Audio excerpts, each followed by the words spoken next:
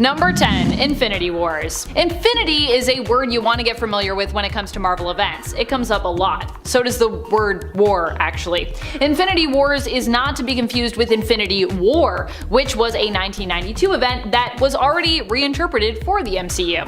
Infinity Wars is an event from 2018, where Gamora ends up gathering the Infinity Stones for her own purpose, becoming a villain, and taking up the name of Requiem.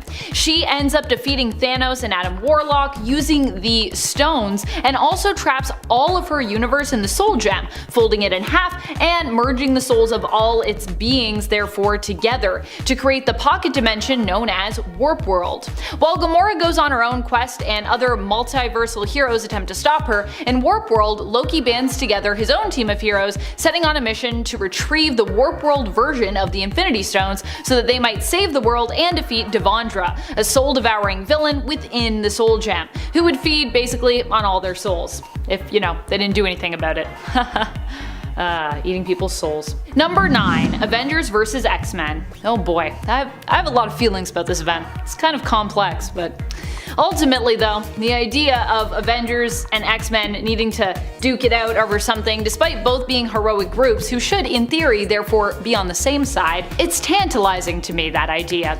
There are some things about the way this event was executed that I'm not here for, but overall I think the premise is super interesting, and like Civil War, which came before it, I think the idea of heroes getting into a conflict with each other is quite compelling, especially with two groups that are, as iconic as Avengers and X-Men when it comes to Marvel. In Avengers vs. X-Men, these two teams face off because the Phoenix Force is headed for Earth, specifically Hope Summers, the mutant messiah who is now all grown up, having been raised through time by Cable. The X-Men are willing to wait and see what happens, but the Avengers do not want Hope to become the Phoenix, and are vehemently anti-Phoenix. Iron Man is unable to destroy the Phoenix, and his attempt only succeeds in splitting the entity into 5 parts, which bond with other mutants and create the Phoenix 5. A bunch of crazy stuff happens, but in the end, Hope merges with the Phoenix and finds herself overwhelmed by power. Avengers Scarlet Witch and X-Men Hope Summers come together to banish the Phoenix Force in the end, seemingly destroying it. For a while, at least. You can't really ever get rid of the Phoenix Force, it always comes back. And friends, before we move on to this next spot, if you are loving this list and you are loving the channel, please head on over to Facebook, where we also are, and give us a like and follow and do all the fun Facebook stuff. We've also lots of cool Facebooky things coming for you. In a good way, not coming for you in a bad way, just to be clear. Number 8. Ten of Swords. Ten of Swords was such a ridiculous and fun event. Oh my goodness, what a roller coaster. I loved this event. It was not quite what I expected it to be, and yet in other ways, it kinda was. X of Swords, pronounced Ten of Swords in relation to the tarot card, is a mutant event about a contest of champions that is held to settle a dispute between the mutants of Krakoa and the mutant Amenthi of Arakko. The two sides each have their own champions prophesied for them, with each needing to present the right prophesied matching blade in order to compete. So of course, going into this, you'd think it's going to be a dueling contest. It's definitely going to be a dueling contest, there's going to be lots of sword fights. But hey, it's so much more than that. They have contests of all kinds, and being that the White Witch Opal Luna Saturnine of the Starlight Citadel is in charge of it, it's just mainly a really weird and wild time that ends up in just a straight, all-out battle, which is also really epic. So yeah, what an experience. Also for that event, I read almost everything leading up to it, so that was a fun event for me. I was really invested. Coming in at number 7, we have She-Hulk, another Disney Plus miniseries. Bringing back Mark Ruffalo in the role of Bruce Banner and debuting Tatiana Maslany in the title role after a tremendous performance in the Canadian TV show Orphan Black, this show looks poised to introduce a second Gamma Green hero to the Avengers team. And given the fact that we haven't even gotten a standalone story with Mark Ruffalo as Hulk yet, we're hoping that this miniseries will finally give the MCU a good in-depth story about the struggle that the Hulk characters have in balancing their multiple lives. And with such talented actors leading the cast, that looks to be exactly what we're gonna get. Number 6. Infinity. An event that holds a special place in my heart is Infinity. When it comes to modern events, it was one of the first ones that I read, and I read it because I was reading Captain Marvel at the time and I needed to know what happened next with Carol. So I kinda just fell into it and, didn't read a lot of the context for this event, and yet surprisingly came out the other side with a lot of love and appreciation for this event, despite not being deeply invested in all of those other titles. Infinity is where we see the Avengers and really all of Earth as well as the universe face certain doom. Dun dun dun, as per usual with most cosmic events, when they face off with the universe's oldest race, the Builders. The Builders are looking to basically wipe the universe clean, traveling around the cosmos and destroying various worlds. This isn't so much because they are intrinsically evil or anything, but because they claim they created the worlds and civilizations, and now it is their responsibility in a sense to destroy them and finish that cycle. Meanwhile, on Earth, our heroes believe that Thanos is attempting to once again unite the Infinity Gems, but it's revealed that he's really trying to locate his mysterious son, who we later know to be Thane, so that he can destroy Thane, which is also a big part of this event. Infinity leads into Time Runs Out, which leads into Secret Wars, and so it's also an intricate part of that bigger story. Number 5. The Alliance. The Kree and Skrulls have come together. I know, say what? Aren't they supposed to be sworn enemies? Yes they are. The Skrull and Kree have feuded on and off since what feels like forever, but this time they unite to take on a common enemy, the Celestial Messiah, also known as Sequoia or Koya, and his allies, the Kotati. Empire Fantastic Four issue 0 also served to remind us that the Kree/Skrull war had also obviously previously ended, and now as such Skrull and Kree have come to Earth and Earth's moon, where this feud started years ago, in order to defeat their enemies. Earth somehow seems to always be the center of honestly almost every cosmic war or disaster. 'Cause comics. Number 4. House of M. House of M is another great event, one that dramatically changed the world, which is actually kind of rare for events, although a lot of them, claim to change the entire world or the narrative of comics for years to come. Most events don't actually live up to that claim very much. House of M did though. In this story, Wanda Maximoff, aka the Scarlet Witch, suffers a mental break after her children are taken from her, and she learns of how that was basically all covered up. Yeah, not a great look. Feeling isolated and alone, Scarlet Witch creates an alternate world where she attempts to make many prominent friends, allies, and heroes happy by giving them what she believes they want. However, when it is revealed that this world is not real but was created by Wanda, the heroes choose to rebel against her. Disappointed by everyone's reaction and frustrated beyond belief that people still see her as a danger and a monster despite her intent here, Scarlet Witch utters 3 devastating words: no more mutants. Yeah, that's what you get, Magneto. That's what you get. Being so awful. And she's like, I tried to give you everything and you're still not happy with me. Jeez. Number 3. Harley Quinn. Making her first debut back in Batman Harley Quinn in 1999 and portrayed by the insanely talented Margot Robbie, literally one of the best actors on the face of the earth, Harley Quinn has always been known for flipping back and forth, changing sides. She's kinda weaving in and out a little bit, Even her character evolution in the new DC movies alone, looking at Harley in Birds of Prey compared to how we met her in Suicide Squad. In the comics, her relationship with the Joker is abusive and it's controlling, and Harley has histrionic personality disorder, so she has a lot of things in common with the Joker. So when it comes to seeking attention with all these crime lords, she's super entertaining when she tries to get Mr. J's attention. She uses her psychiatrist skills to get in close, get in your head a little bit. She's super lovable as well. I mean, obviously, look who's playing her. I'm glad DC is moving Harley to be her own character in this new live action franchise. It's a nice message too. It's you know what, no matter how deep in love you are with a psycho, you can always break out of it, start a gang, and kick some bad guys' ass. There's always time, guys. Number 2. Moira McTaggart. Moira ended up being the key to Charles and Eric joining together and setting out to build this nation. The 3 of them together are in essence kinda like the founders of Krakoa. But how did Moira know what she knew? Well, it turns out that Moira, long known to be a human ally and lover to Charles Xavier, has actually been a mutant this whole time. I know, what a reveal, what a retcon! But actually a really great retcon, I gotta say. Moira's mutant power is reincarnation. However, her powers only allow her to live her own life through again with the previous knowledge of her former ones. Still, this gives Moira the experience and past knowledge to know how best to ensure the survival of the mutant race, and of those that she's loved. If you want to learn more about Moira's newly revealed mutant powers, check out issue 2 of House of X. Also just read all of House of X. Also just read everything. Number 1. The Five. Probably one of the biggest things to happen in Dawn of X thus far is we've learned that no mutant can ever really die. Well, probably. Well, almost. The Five are a group of mutants who are able to combine their powers and, with the help of Professor X, who keeps imprints of all mutants' memories in Cerebro, it's kinda creepy, resurrect any fallen mutant.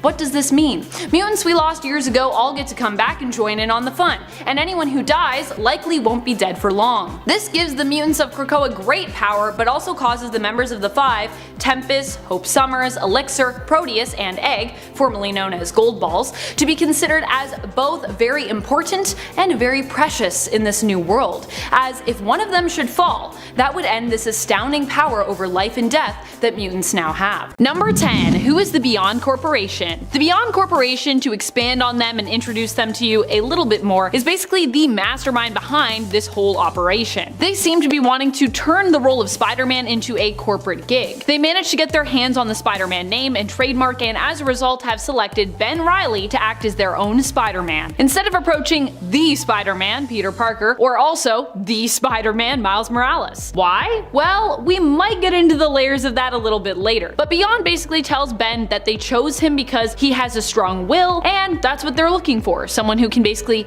get things done. They give Ben a swanky apartment, a whole team of comms to help him in the field, and super advanced tech to assist him in his heroics. They also send him out on missions, both to help and save the public, and to help and save Beyond at times. Also, honestly, if you want to be introduced to Beyond before jumping into issue 75 of Amazing Spider-Man, where this story begins, you can check out the final story in issue 74 of ASM, the final issue of the previous run. And why not flip back a page before you jump into the final story? There's a really fantastic Spider-Man recap for you to enjoy. It's really great. I loved it. I want to like frame it somewhere. It's so cute. Number 9. Dreams. Something that I think is important to note when it comes to this story is the weird recurring dreams that seem to be showing up consistently, and the possibility that Peter Parker and Ben Reilly are sharing these same dreams. The recurring one that we keep coming back to in terms of themes and just what actually happens in the dream involves Uncle Ben. This is a particularly important moment in the story as it starts the whole thing off in issue number 75 of the Amazing Spider-Man series. At first it seems as though Peter is talking about a dream he is having, but later we see that Ben seems to be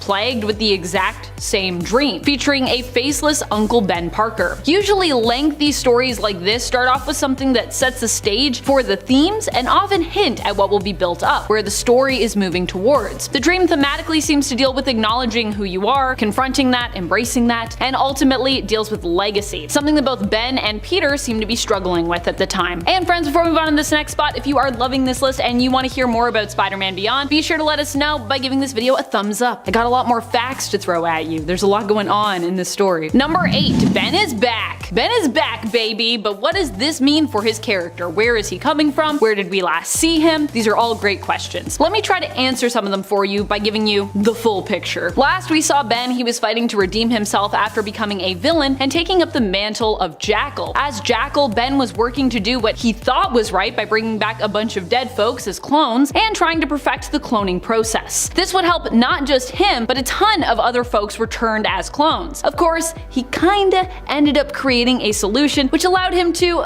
exert control over said clones. As Peter saw it, Jackal Ben had things kinda twisted. What he saw was all the power with none of the responsibility. In the end, Peter defeated Ben, refusing to join him, and Ben realized the error of his ways and fought to atone for his mistakes. At one point, he had his sins completely cleansed, as they were explained as happening because of basically a corruption of his psyche. Now he's back, but he doesn't seem to be too much worse the wear, considering all that happened more recently in his past. In fact, his time as Jackal remains kind of untouched for much of this story, although Ben does seem to be struggling emotionally. Number 7. Forge multitasks. I love Forge so much. And I love this new X-Men team we've gotten out of the last election at the Hellfire Gala. It is so awesome. It's just like the more I think about this team, the more I'm like, this is actually like a really cool team. This is the moment that has me itching to read more of this team together though, despite the fact that I believe, sadly, Gerry Duggan is actually going to be leaving this book. In issue number 13 of the X-Men, which is still written by Duggan at this point, we get a look into how the Eternals attacked Krakoa and attempted to defeat the Mutant Island. The Eternals sick giant kaiju-like beings on Krakoa, also Eternals themselves. These giant Eternals are known as the Hex, that's the name of their subgroup. The Hex attack Krakoa, and Forge is not even intimidated into donning battle armor in response. That's just so Forge.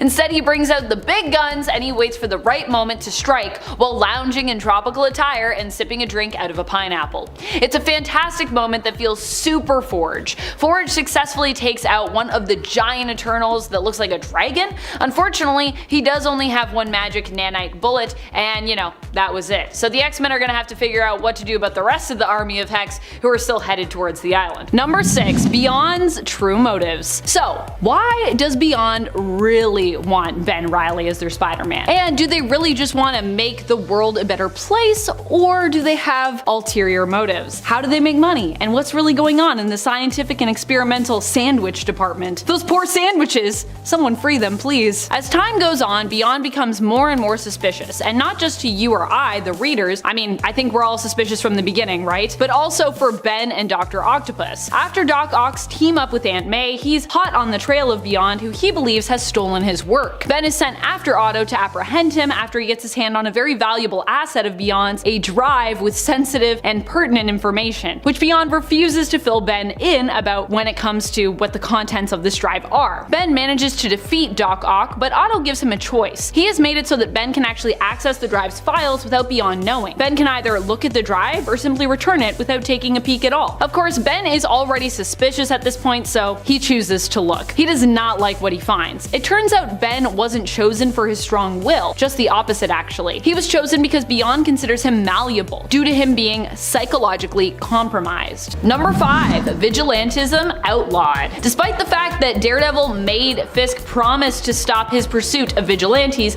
Wilson instead has continued on that path, but decided to outlaw only those who refuse to join up with the government. In other words, if you are a supervillain or a superhero who is a willing ally yourself with the city of New York and with Mayor Fisk, you are pretty much fine. But if you decide that joining up with a villain like Kingpin is not something you're interested in, you are considered an outlaw by the mayor, government, and law enforcement. Number 4. Miles gets served. And I don't mean he gets served some like delicious hamburgers or anything tasty like that. I mean he gets served in the legal sense. Miles Morales has also some Beyond tie-ins you'll be happy to hear, and to find out what's going on with him in the Beyond storyline, you can check out his own series from issues 33 to 36. Miles also makes an appearance in issue 81 of ASM, where he and Ben duke it out before teaming up to take on monster/villain Rhizome. However, while Ben ultimately decides not to tell Miles he should consider changing his name after Beyond told him to, because Beyond only wants Ben to use the Spider-Man mantle, and well, I mean, they do own it, Miles does later on get served by Beyond, unfortunately, as we find out in his own series. And that is a whole thing that he has to deal with in his own series, on top of dealing with other hero-related problems. There's a lot going on for Miles right now. He just had his own clone saga, and yeah,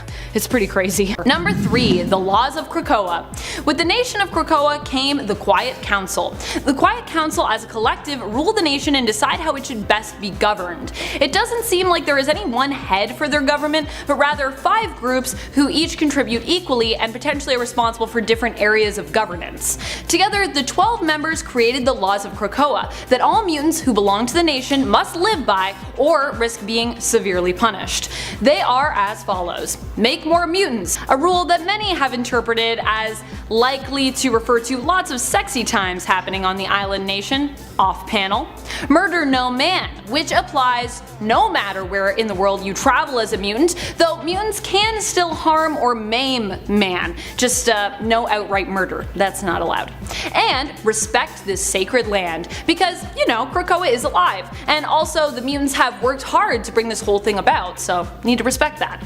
For breaking these laws, you will be banished and isolated deep, held in the depths of the nation, unable to move or see anything but darkness. At least, that's what happened to Sabretooth. It's like something out of a Junji Ito story.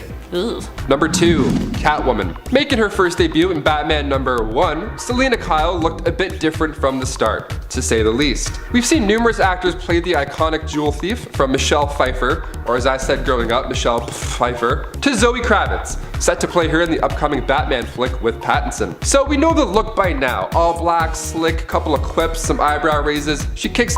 This look was never the case, however. In the first issue she appeared in, she was actually referred to as the Cat, simply put.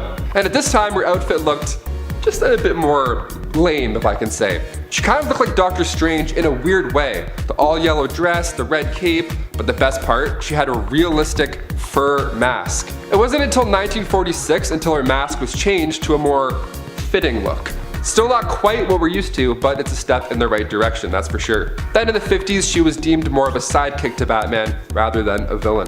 And finally, number 1, the Joker, Death of the Family. This next one is wild. And yes, the Joker was on this list more than once. Well, because I wrote it, okay? That's it. We go back to 2012, Batman Volume 2, Issue 13. Now, the Joker at this point had not been in Gotham City for about a year now. He originally got captured and sent to Arkham Asylum, but that was all part of his plan. So while he was in there, he made a meeting with Dollmaker, where they cut off Joker's face, and then the Joker escaped without a face. So a year later, the Joker returned to Gotham, still without a face, kills some cops, all Joker-like, still without a face, and then he steals his own face out of the evidence room, just slaps it on. He kind of has to tie it. It's really gross. Imagine looking around and then you just see your own face. That's it. So he masks up, or faces up, whatever you want to call it, and then he captures Alfred. Wild. The look of this mask though, oh, it's so loose and gross. It looks like baloney. You gotta love it. Number 10, the Joker. In the Last Night on Earth series, we find Bruce Wayne at Arkham Asylum. Yeah, it's super sad and dark. He wakes up to discover that he has never, in fact, been Batman. Like when he goes to hug Alfred, the panel quickly cuts, and then Batman is like out in this random wasteland almost. And he has like this sort of asylum suit on with wavy pieces of white clothing that kind of blows behind him. It looks like Edward Scissorhands or like a mummy. It's kind of cool. But he wakes up in this desert, and in the midst of all this confusion, he sees a lantern. Not like a lantern, like an actual lantern, you know? And what's in the lantern, you might be thinking? Just the Joker's head. That's right. So Batman and Noggin, as he refers to it. Yeah, so this Joker has quips. It kind of feels like Shrek a little bit. Now hear me out. We have Batman just trying to figure this whole ordeal out, and he's just trying to figure out pieces along the way, and then we have this crazy sidekick who just loves to talk. The writers really amped it up in issue number 3 of The Last Night on Earth. So during the duo's travels, Joker mentions, in a jokingly manner of course, that he wanted to be Batman's next Robin. Could you imagine that? Well, yeah, you can, because it happens. And it's awesome, too. So basically, you take this lantern Joker's head and mix it in with Tim Drake's mech Robin suit that he no longer needs, and bam, you have the new Robin. He's an actual sidekick in this too, like he almost dies trying to save Bruce from Omega. The Last Night on Earth. Go check it out, right now. Well, after the video, but yeah. Number 9, Mr. Freeze. Making his debut back in Batman Volume 2, Issue 1, Mr. Freeze is an iconic Batman villain, and partially because I think the best actor in the world played him in Batman and Robin. That's right, I'm talking about our boy Arnold. Mr. Freeze's biology was altered after being bathed in chirochemicals, so his body heat is only that of 23 degrees Fahrenheit. So anything he touches will also freeze. Now of course this also slows his aging down drastically. He wears a chiro suit to help keep his body temperature below freezing. That is, until a recent Detective Comics issue 1012. Nanotech saves the day. That's right, for years Mr. Freeze has been working with nanotech over and over again until finally he can now survive without the use of his helmet. I mean, as cool as the helmet did look, I think the main Avatar Blue Man Group kind of look suits him, you know? What do you guys think? Helmet? On? Off? I think off. Number 8, Scarecrow. Okay, this next one's for the nerds who also like to game out. Jonathan Crane, aka Scarecrow, is one of my favorite villains, hands down. After making his first appearance in World's Finest Comics, issue 3, and also portrayed by Cillian Murphy in the Nolan trilogy, Scarecrow is known to use fear as a main weapon, which is pretty sick. So we see this in Batman Begins, but we really see the full effects of where he can go mentally, specifically in the game Arkham Asylum. I mean, he's insanely scary and quite the big deal. He almost acted like Freddy Krueger in some ways. Like one minute you'll be walking around in the middle of a mission, maybe you're scanning something, and then all of a sudden the camera starts to change a bit, and then the game changes, and all of a sudden you're in this crazy nightmare. And it's so smooth the way it happens that you get kind of concerned, someone who's actually playing it. I also love seeing this type of Scarecrow in a video game because it made me feel like I was part of it. Like literally I was part of the action. You feel like a detective in the entire game series, it's done so well, but then you also feel pretty scared when you're not sure if what you're seeing is supposed to happen in the game. Some parts I swear my game was glitching. Amazing series if you haven't played it yet. Number 7. Swordsman becomes a straight up villain. Even Katati Swordsman was known as a more neutral figure and even at one point an ally to the Avengers like the original Swordsman before him. He and Mantis agreed to join together to bring life to the Celestial Messiah. Out of their union they had a double wedding with Vision and Scarlet Witch, by the way, was born Sequoia, destined to bring about a great change in the universe. However, the two differed on how best to raise Koya, and it is said that without his mother's love, as he grew, Sequoia became more cold and emotionless. Mantis now believes that any evil that comes from her son is actually due to him being manipulated by his father. It seems that the Katati version of Swordsman is behind the master plan to attack and demolish animal life on Earth. That's definitely how Mantis sees it anyway. The whole reason the Avengers took the side of the Katati at the beginning of the Empire event was because they trusted them and were already good friends with both the Katati and that race's version of Swordsman. They trusted them, that is, until they revealed their true colors. Number 6. Killer Croc, aka Waylon Jones. He made his first debut in Batman number 357. We saw him in Suicide Squad and he looked pretty bad. It's kind of like a dinosaur, or like the lizard from Amazing Spider-Man, whatever. We don't talk about that movie in here. We're talking about DC, we're not talking about them. So the introduction of his character in Suicide Squad actually got me pretty pumped. And then the rest of the movie happened. So, short-lived to say the least. His OG look wasn't nearly as menacing though. I mean, see, from his debut back in 1983, he looked like a guy. A strange looking guy, but still more human than his current look nonetheless. Now at this point, he was just a criminal with a scaly skin disease, where now he looks like a monster, donning the full-on Croc monster look. And if you want to see these big changes for yourself, make sure you check out Batman Hush Killer Croc, where he looks arguably the most bad. There's one panel where he's just towering over Catwoman and he's like, I want my money! And she's like, alright man, chill out. I would my leather pants. Very fast. Up next, number 5, Heroes Reborn. During the Onslaught saga, the titular villain, who had been spawned from the darkest aspects of Charles Xavier's consciousness and Magneto's mind combined, created such a kerfuffle for the X-Men that Marvel's other superhero teams had to step up to help out. That was, in doing so and saving the day, the Avengers and the Fantastic Four actually sacrificed themselves, dying in the process. But there's a twist. Turns out Franklin Richards had created a pocket universe in which all of the heroes were essentially reborn. They all returned. This was during a time when Marvel was outsourcing some of their main titles to a bunch of different creators. Money thing. And this crossover event was spearheaded by Jim Lee and Rob Liefeld. Except it was absolute garbage. Characters were changed in ways that many fans despised, and their new characterizations felt more like bastardizations. Sure, you can pull something off like that in an alternate universe, but in the 616, not so much.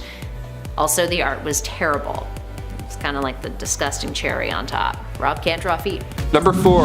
Clayface. Basil Karlo, aka Clayface, made his first debut back in 1940 in Detective Comics numero 40. He was an actor that had gone a touch crazy when a remake of his classic movie was released with a new actor. Kind of like what we get to see every other month. So he decided to adopt this persona of an old movie villain, Clayface. And this guy's pretty neat. He can mimic anybody just by getting a smidgen of DNA. He can change the shape, the size of his body. Solid actor, eh? So method. Cut to Detective Comics Volume 1, Issue 934. Clayface had escaped Arkham Asylum. Why, you ask? To go to the movies. Yep, he went to go see himself on the big screen. To see himself. I don't watch myself really. I watch a few of these, but too scared. So as the crowd of moviegoers obviously runs out in a frenzy, Clayface is left sitting there wide-eyed, just wondering what could have been, watching his own performance. So Batman and Batgirl enter the theater, shocked that this is the reason he escaped. All he wants in this moment is just to watch the 84-minute movie and feel good again, to remind him who he was once. Batman responds with, well, what if I could give you more than that? What's the catch, he answers? Well, the catch is, says Batgirl, you're gonna have to do everything we say. And poof, we have Clayface on the home team. Let's go. Up next, number 3, Rick Grayson. As my fellow host Sasha succinctly put it, now I can read Nightwing again. Oh god. In case you have been under a rock as far as DC is concerned lately, and to be fair, at times I wouldn't blame you, you may be unaware that Dick Grayson, the boy wonder Robin who grew up and became Vigilante Nightwing, leader of the Teen Titans, and even helmer of the Batman mantle at one point, lost his memory and started calling himself Rick. It was really lame. He didn't even spell Rick with a K, that's how edgy it was. Which like I also don't get, because like were they just trying to make it distinct from Dick? But it literally rhymes with Rick. This all went down when Nightwing was shot in the head with a sniper rifle by KG Beast. He survived, but he lost his memory, dealt with severe trauma, and then moved to Bloodhaven, becoming a taxi driver. He started to drink heavily and gamble, and he was aggressive. And he had no memory of his life as a crime fighter. So when he did find out, he tried very hard to wipe that whole past life clean and even set fire to his hideout. Eventually he couldn't keep his true nature buried and ended up becoming a vigilante again, readopting the Nightwing mantle when helping out the Bloodhaven police. Then in Nightwing issue 68, his memory came back after a confrontation with his ancestor William Cobb, and he found out that his amnesia had actually been further manipulated by the Court of Owls in an attempt to make him their next Talon. Number 2. Hulkling becomes Emperor Doric VIII. Near the beginning of this event, as it was just ramping up and getting ready to launch, it was revealed that the force that would unite Kree and Skrull together would be none other than Emperor Doric VIII, formerly known as Hulkling Young Avengers member Teddy Altman, or King Teddy as we call him now. Why was Hulkling chosen? Because he is descended from one of the bravest Kree warriors, Captain Marvel, and Skrull royalty Princess Anel. Teddy Altman was raised on Earth by his true mother's handmaid, not discovering his heritage until later in his life. Now he faces one of the greatest threats to Earth and both the Skrull and Kree people, the vengeful Kotati, who long abused seek to rise up and destroy those who oppressed them in the past and take out all animal life in the universe in the process. Teddy himself is faced with a tumultuous choice, whether or not to destroy Earth by invoking the right of the Pyre, Skrull technology that was created to destroy worlds, in order to eliminate the threat of the Kotati. Number 1. Ulterior motives of Tenalth the Pursuer. Once again, finally I'm just gonna remind you, spoilers, spoilers, spoilers! Tenalth the Pursuer, or should I say, Rakil, mother of Princess Anel and grandmother of Emperor Doric VIII, aka King Teddy. That's right! In issue 3 of Empire it was revealed that Tenalth is actually a Rakil. I'm sorry guys, I think I left my universal translator in my other pants and I don't speak fluent Skrull, so sorry about that. This isn't just a huge change for Tenalth either, as we reveal her true identity to actually be Rakil here, but it's also a huge change for the Empress of Skrulls herself, who for a long time was thought to be dead. It seems that the Empress has been working towards her own plans, scheming to finally unite Kree and Skrull together, creating the Alliance, and ensuring her bloodline stays in power as a potential ruler of not just Kree and Skrull, but in the future, potentially all things. Dun dun dun! The plot thickens. Number 10. All masks are bad. Whereas we've known the government to not necessarily condone vigilantes, they usually aren't actively hunted down by the police or federal agents. However, in Future State Gotham, we see a new status quo, one where vigilantes are seen as just as bad as the villains that they fight against. In some stories, villains are referred to as black hats and heroes are referred to as white hats, but at the end of the day, they are all the same in terms of them being masks. And that isn't good in this future at all. Masks are basically seen by Gotham's ruling forces as criminals, and Gotham is even working to make sure no one can question their authority when it comes to shooting and killing masks on sight. In fact, they've already made that a policy, though there are still some legal precedents that Gotham's police and peacekeepers need to overcome and figure out when it comes to avoiding prosecution themselves. Number 9. Harley Quinn team up. Kind of a weird one too. In Harley Quinn issue number 1, we find out that Harley has been captured by the Magistrate and is being used as a pawn and tool for Dr. Jonathan Crane, formerly known as Scarecrow. In this current climate, Scarecrow of course is no more, as masks are illegal. Harley, after being captured for being a mask, gets some time to reflect on her own alignment a bit, and I'm sure that that will end up actually being her overarching journey in this story, to figure out sort of who she is and where she belongs. To start, however, she seems to be pretty balanced, or I guess kinda unbalanced, when it comes to doing both. She is tasked by Crane to use her brilliant former doctor and psychologist mind to help him find and defeat other villainous masks who have been eluding the Magistrate so that they might be imprisoned. An interesting and, for Crane, infuriating team up that will hopefully end up leading to Harley's release, escape, or hey, maybe even we'll just leave her simply as Crane's oddball but genius partner. I'm kind of down for any/all of the above. Number 8. Spoiler, the traitor. Stephanie Brown seems to have found a new title amongst her Bat family in Future State, and that title is Traitor. Initially, Spoiler was believed to have turned her back on the Bat family, befriending various villains and leaving her heroic ways behind, then becoming captured by the Magistrate's forces and locked up. She really started focusing on survival as opposed to doing what is right, which caused her to be looked down upon by the fellow members of her Bat family. We see her and Cassandra Cain actually come to blows, fighting one another initially when they are made cellmates. It seems like there is potentially going to be a lot of tension between this very divided Bat family. Something that we don't usually see much of. Okay, well, depending on which members we're talking about. The question is if Spoiler, or Patch as we know her in Future State, has really changed sides for good. Or I mean for bad. But is it permanent? I'm gonna have to read to find out. Number 7, New Teen Titans. A lot seems to be happening in the new Future State Teen Titans comic, one of the most preeminent being that we have a new team of Titans emerging here, featured even on the cover. But who are they, and how did they come to be Teen Titans, and what old members of the team still remain? Well, we still have Nightwing and Starfire in the team, as well as Beast and Cyborg, though in a new form. But we also have Miko Queen, Oliver's half-sister is Red Arrow, or potentially just Arrow now in this bleak future. They also seem to be working alongside Shazam here as well, who has his own team, and of course they have the surviving students of their school. This story of Teen Titans takes place after the school's collapse and the unfortunate demise of many of their pupils, as well as much of the world. The team opened up the school to train new young superheroes, which I love as a concept, and I'm actually really excited for the spin-off series that's going to come out of this, which is the Teen Titans Academy, where hopefully we'll get lots more look-backs to the nice, happy days of the Academy. That'll be cute. Number 6, Jessica Cruz. Jessica has lost her powers! You heard me right. We learned in one of the extra stories included in Future State Green Lantern issue number 1, titled The Taking of Sector 0123, that Jessica Cruz is all alone and powerless in outer space. She still has her ring with her, but is unable to use it. And the rest of that issue actually goes into that a little bit more. And it is alone that she faces a team of Yellow Lanterns who infiltrate the base that she has been guarding, and it is alone that she faces a team of Yellow Lanterns who infiltrate the base that she has been guarding and consistently maintaining all on her own for the past year.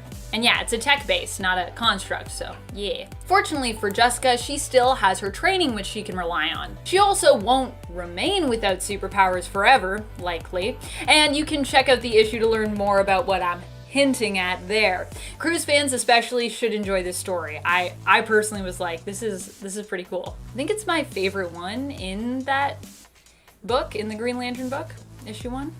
I don't know. I think so. Number 5, The Mystery of Wakanda. While on Earth 616 and in the MCU, the secret of Wakanda's powerful existence and technology have been revealed to the world, in the Heroes Reborn reality, this information still remains on a need-to-know basis. And it turns out the world, according to Wakanda, does not need to know. What this means is that no one really knows about Wakanda, and its greatness and capabilities still remain at large a myth. And friends, before we move on to this next spot, if you are loving this Heroes Reborn list and you want to learn even more about it, be sure to let us know by giving this video a thumbs up. I'm going to be following along with it, so I'm happy to tell you more about it. Number 4, Defeat. The League we are introduced to in issue 1 ends up torn asunder pretty quickly in that first issue. Now, I don't want to spoil just how that all goes down because it's honestly, I think it's a pretty neat read in my opinion, but just a reminder to not get too attached to our new team. It seems that their new charter rule of not fraternizing does not necessarily equate to giving them more strength. Here's hoping that this defeat actually might help them to maybe amend that policy in the future and get rid of that part of the charter. Of course, only time will tell what the Justice League's true fate ends up being. We'll have to wait for issue 2 to find out. I really like this team, so kind of hoping we see some kind of redemption for them at some point. I'm kind of hoping we get to see them in present day at some point, because I like them. I think they're cool. Number 3, the Fantastic Four never existed. Here, Reed Richards and his friends Susan Storm, Ben Grimm, and Johnny Storm never went on that fateful trip to space and so never received their powers from cosmic rays. While we see Ben and Reed together in the second Heroes Reborn issue, there seems to be no sign of Johnny or Susan there. So it's unclear if the four are even friends or work together now. Both Ben and Reed ended up as agents of S.H.I.E.L.D. in this reality, with Ben still being more focused on tactical ops or perhaps groundwork as a soldier or a pilot, and Reed being more focused still in the realms of science, using that big old brain. Number 2, new Batman. With a new future comes a new Batman, something we haven't seen happen for quite some time in the comics actually. I think the last time we saw someone take up the Bat mantle actually would have been way back when Dick became Batman for a bit. But now, who should be taking over after Batman's mysterious but not actually real death? Jace. Who is Jace? Jace is also known as Tim Fox, Luke's brother. While we don't know very much about Tim as he hasn't been seen for quite some time in the comics, we do know he seems to have some very passionate motivation for taking up the mantle. In this futuristic Gotham too, where tech can easily be tracked and traced, Jace as the next Batman is forced to go without it for the most part, relying on more old school gadgets like his batarangs and his flashbangs. Flashbang. Number 1, new Wonder Woman. Of course, one of the biggest and brightest changes seems to be the addition of Yara Flor, who is seen as the new Wonder Woman in Future State. Yara first appeared in Dark Knight's Death Metal issue number 7, but also has her own Future State comic subtitled Wonder Woman for people to check out. I think I can safely say she's been the most popular of the new characters introduced thus far. Yara herself is not actually from Themyscira, but from the Amazon, so really still an Amazonian when you think about it. Okay, that was a bad joke. Being from the Amazon rainforests of South America, she does not typically work alone, sometimes accompanied thus far by her winged horse Jerry and forest guardian spirit known as Kaipora. I think I said that right, Kaipora. I love Kaipora's look, by the way. I feel like I really want to do a Kaipora cosplay. Let me know what y'all think. Number 10, Gold Beetle. Gold Beetle is a new character that appears in Future State Suicide Squad, who appears to be a mashup between Booster Gold and Blue Beetle, which is kind of an adorable concept if you ask me. She made her first glorious appearance at the end of the secondary story in Future State Suicide Squad issue number 1, but that likely isn't all we'll be seeing of her. April's cover for Flash issue 769 seems to suggest that she'll also be joining Wally West's Flash for some more adventures. Now that should be fun. Number 9, Eternal Garden. We see the future of Kara Zor-El come to an end in issue number 2 of Kara Zor-El Superwoman. Here we see her Fortress of Solitude become a home to many as the years go on. As more and more people come there to aspire to live up to her image and her name as she ages, the Fortress of Solitude earns a new name as the Eternal Garden.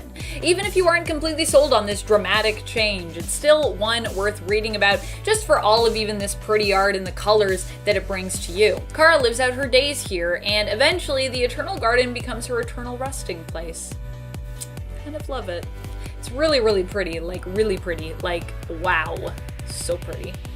You definitely need to check it out. I just even want to hang these covers up. I really love the covers for that series. Number 8, the Arkham Knights. One of the most interesting groups to come out of Gotham has been the Arkham Knights. This team is one created out of the deranged criminal minds from Arkham. Some interesting elements are that their hideout is Wayne Manor, in a world where, of course, many believe that Batman is dead, so this is like a Wayne Manor that's abandoned right now.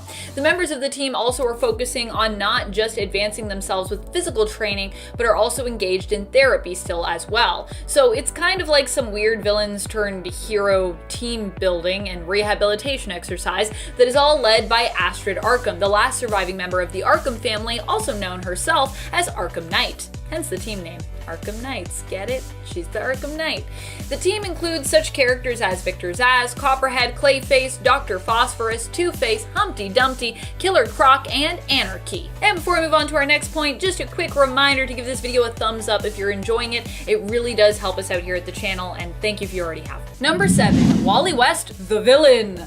As much as this should be a big change, it seems to be becoming less and less of a surprising one when it comes to Wally's character. It seems DC is obsessed with making Wally West their big bad speed villain. In Future State, we see Wally consumed by a mysterious entity known as Famine. This entity turns Wally against his friends, family, and fellow speedsters, even as they try to help him. Feeding on their speed energy, Wally breaks the connection many of them have to the Speed Force, and even in some cases takes away more than just that. I don't know why DC is obsessed with making fan favorite Wally West become a villain, but as interesting of a change as this is to his character, it's slowly becoming the modern status quo, which kinda ruins it. Also, people don't want to see Wally as a villain. Or most people don't. I don't know. Do you want to see Wally as a villain? Let me know in the comments. Number 6, Deathwing. There is actually so much going on in Teen Titans when it comes to the team and world changes. One being that near the end of issue number 1 of that series, Dick Grayson becomes Deathwing, donning a Deathstroke mask and his Nightwing suit. In issue number 2, we are also offered another alternative for this mashup name that is pretty hilarious, but that I definitely cannot repeat here on YouTube. So if you're not reading Future State Teen Titans, by the way, it's definitely, I think, worth a read. I really enjoyed it personally. Some people think it's too much, I think it's just enough. We also learn in issue number 2 that Nightwing has been working on and off with Slade Wilson, so in that regard, his look also makes a lot of sense here. Although Grayson insists that he hasn't worked with Wilson in months now. Still, I don't think his team is fully convinced on that point. I feel like Starfire is also just rolling her eyes, she's like, oh my gosh.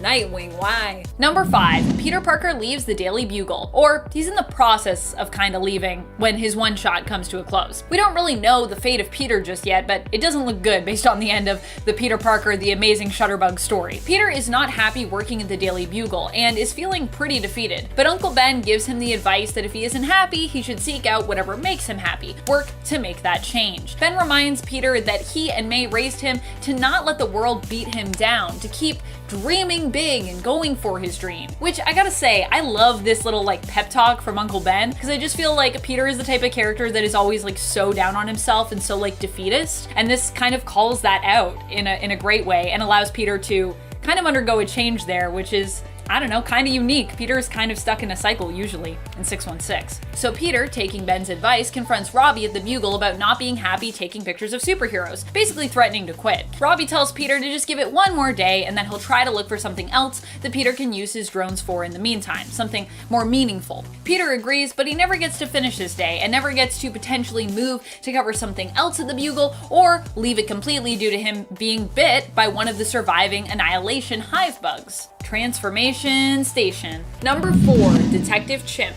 Huge changes afoot for Detective Chimp's character, featured in the additional Justice League Dark story we saw in issue number 1 of Future State Justice League. I was more focused on Justice League in part 1 of this list, so now it's time to get a little dark ourselves on part 2. One of the major changes we see here is that Detective Chimp in the future has become the host for Demon Etrigan himself. Neither party seems to be too happy about that situation, and we don't really find out in this specific story how all this came about or what exactly happened to Jason Blood, but it's definitely a crazy and interesting development. And actually, if you read issue number 2 of that series, you will find out more about that. So if you're wondering where'd Jason Blood go, what's going on, check out issue 2 of Future State Justice League for those answers. Number 3, no more Avengers. In the place of the Avengers who never formed in the Heroes Reborn reality, we have the Squadron Supreme of America,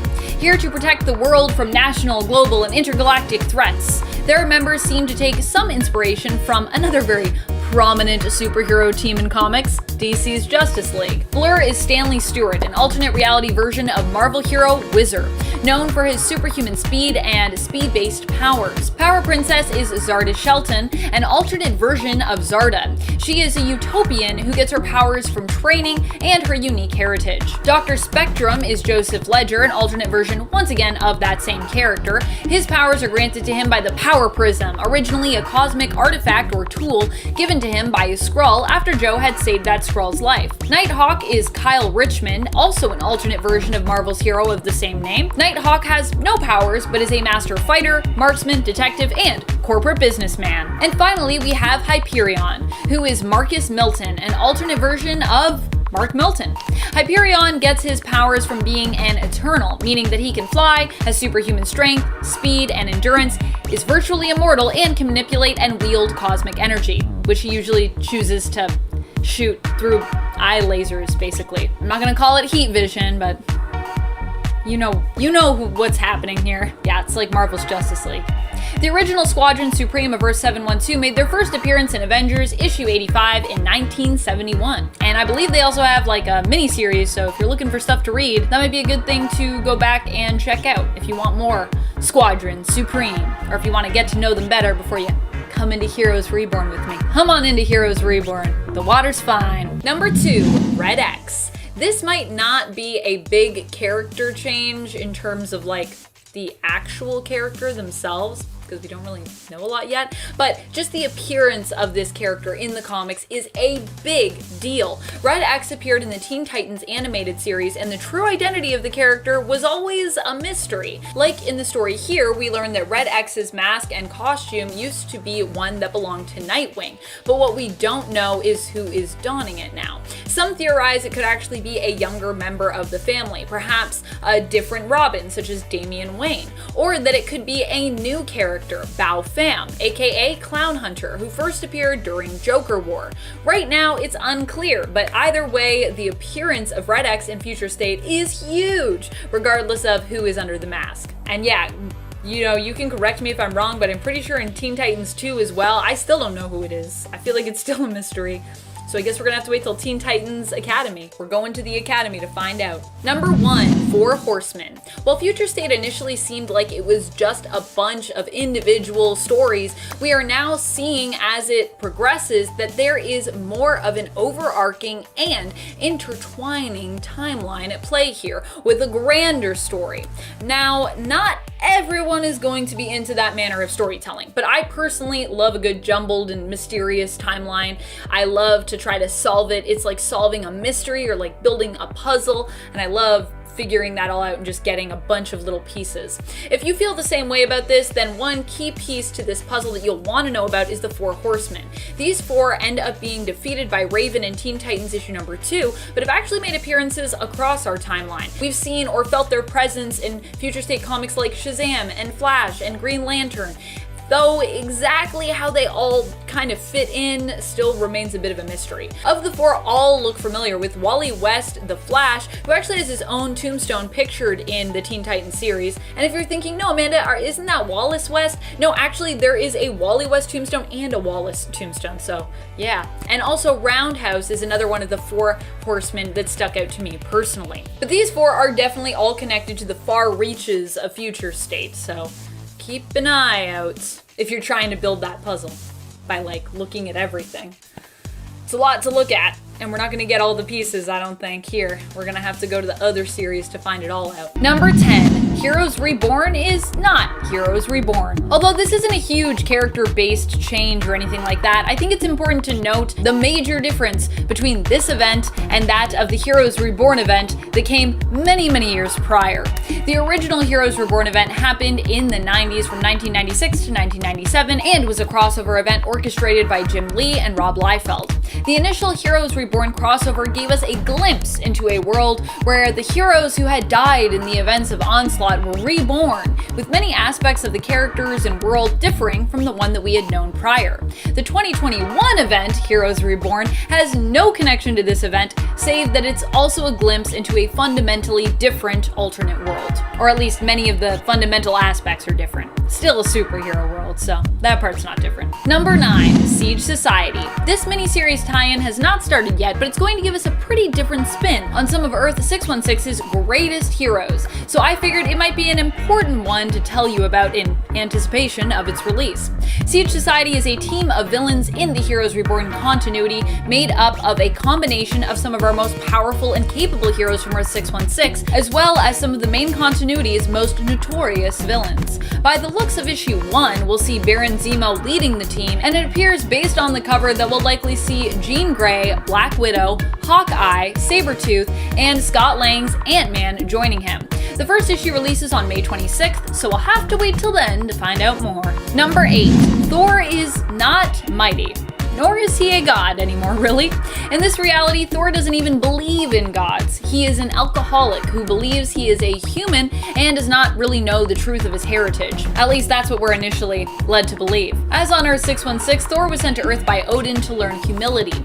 Once he had become worthy, he would be able to return to Asgard and in the main continuity would also become a hero of Earth and a mighty avenger. However, in Heroes Reborn, Thor never does learn humility and is unable to return to Asgard in time to save them all. Instead, Mangog comes and destroys Asgard, killing all the Asgardians, including Thor's father, the Allfather, Odin. Number 7. Stillness and mysticism. In this reality, Stanley Stewart's The Blur is presented in a very different way from most speedsters. One, he seems to live with ADHD as a result of his speed powers, which I think makes a lot of sense, given not just the world we live in, but given the idea of having speed powers in a modern world. I already feel like I struggle to maintain focus on one thing, and I'm moving at human speed levels, so yeah. But the other part of his character that is unique to his Earth 712 counterpart and the world of speedsters in general is that he ends up seeking help after he gets his powers from the Ancient One. During that visit to the Kamartaj, it's explained that these powers are a gift given to Stanley by the Vishanti. In order to find peace and master them, Stanley must master stillness. In stillness, with his newfound powers, he is able to see into other dimensions. In stillness, he's able to see everything around him, something most people miss out on by going fast. It's not only a beautiful sentiment, but a new and refreshing take on the idea of speedsters and on Stanley Stewart's powers. We all sometimes just need to breathe and just be present, you know? I love that. Comics and stories highlighting the importance of that in life. Number 6, the amazing Shutterbug. Peter Parker doesn't get his powers as you'd imagine in this reality. Instead, the spider that was intended to bite him that day ends up squashed, meaning no Amazing Spider-Man. Instead, we get a powerless Peter who ends up becoming the amazing Shutterbug. He graduates high school, goes to college, and ends up still working for the Daily Bugle as a photographer. In this reality, he also still goes out and takes pictures of superheroes. He just isn't one of them. Peter captures Hyperion dealing with the Annihilation Hive on his camera, but one manages to escape the hero. It's up to Peter to protect the office and his colleagues from it. Using his smarts, he manages to do so, but ultimately ends up being bit by this one surviving Annihilation bug, causing him to transform into something more monstrous than his 616 counterpart, a member of the Annihilation Hive. However, it is implied that comes to a quick end, because he throws himself out a window, so yeah, he probably doesn't make it. Number 5, no fraternizing. The new Justice League aren't just here with a new roster, but they also come with new rules as well. The biggest one seems to be that they aren't supposed to get to know each other, hang out, or really fraternize in any way. Heck, they don't even have a headquarters and aren't allowed to actually have any meetings. Say what? We find all this out in issue 1 of Future State Justice League, when John Kent, who is the future Superman, asks his fellow teammates if they would be interested in having a meeting. He acknowledges, however, that it breaks protocol. In fact, this team all seem to be more about doing their own thing than banding together, and often seem to get on one another's nerves. Still, despite it being against the rules, Yara and John seem to have found a bit of common ground, and have formed a friendship outside of the League. Shh, don't tell the League police. Wait, are there League police in the future? And Aquawoman and the Flash have also seemed to form some sort of a relationship. Number 4, the Ronin King? Just as the public's knowledge of Wakanda seems to be altered, so too does it seem will be Black Panther's role. Instead, we can likely expect to see T'Challa take up a new mantle. Based on a variant cover for the current Black Panther series, issue number 25, it seems that T'Challa will instead be taking up the mantle of Ronin. On the cover, we see him dressed as the character with the Heroes Reborn event name below, and given the new identity in italicized letters of the Ronin King, period. I cannot wait to meet this new king. It's like a twist for the character that I never thought about. I love it. Number 3, Cybeast. As I said, we get a combination of Cyborg and Beast in this one, and I really meant that. very literally.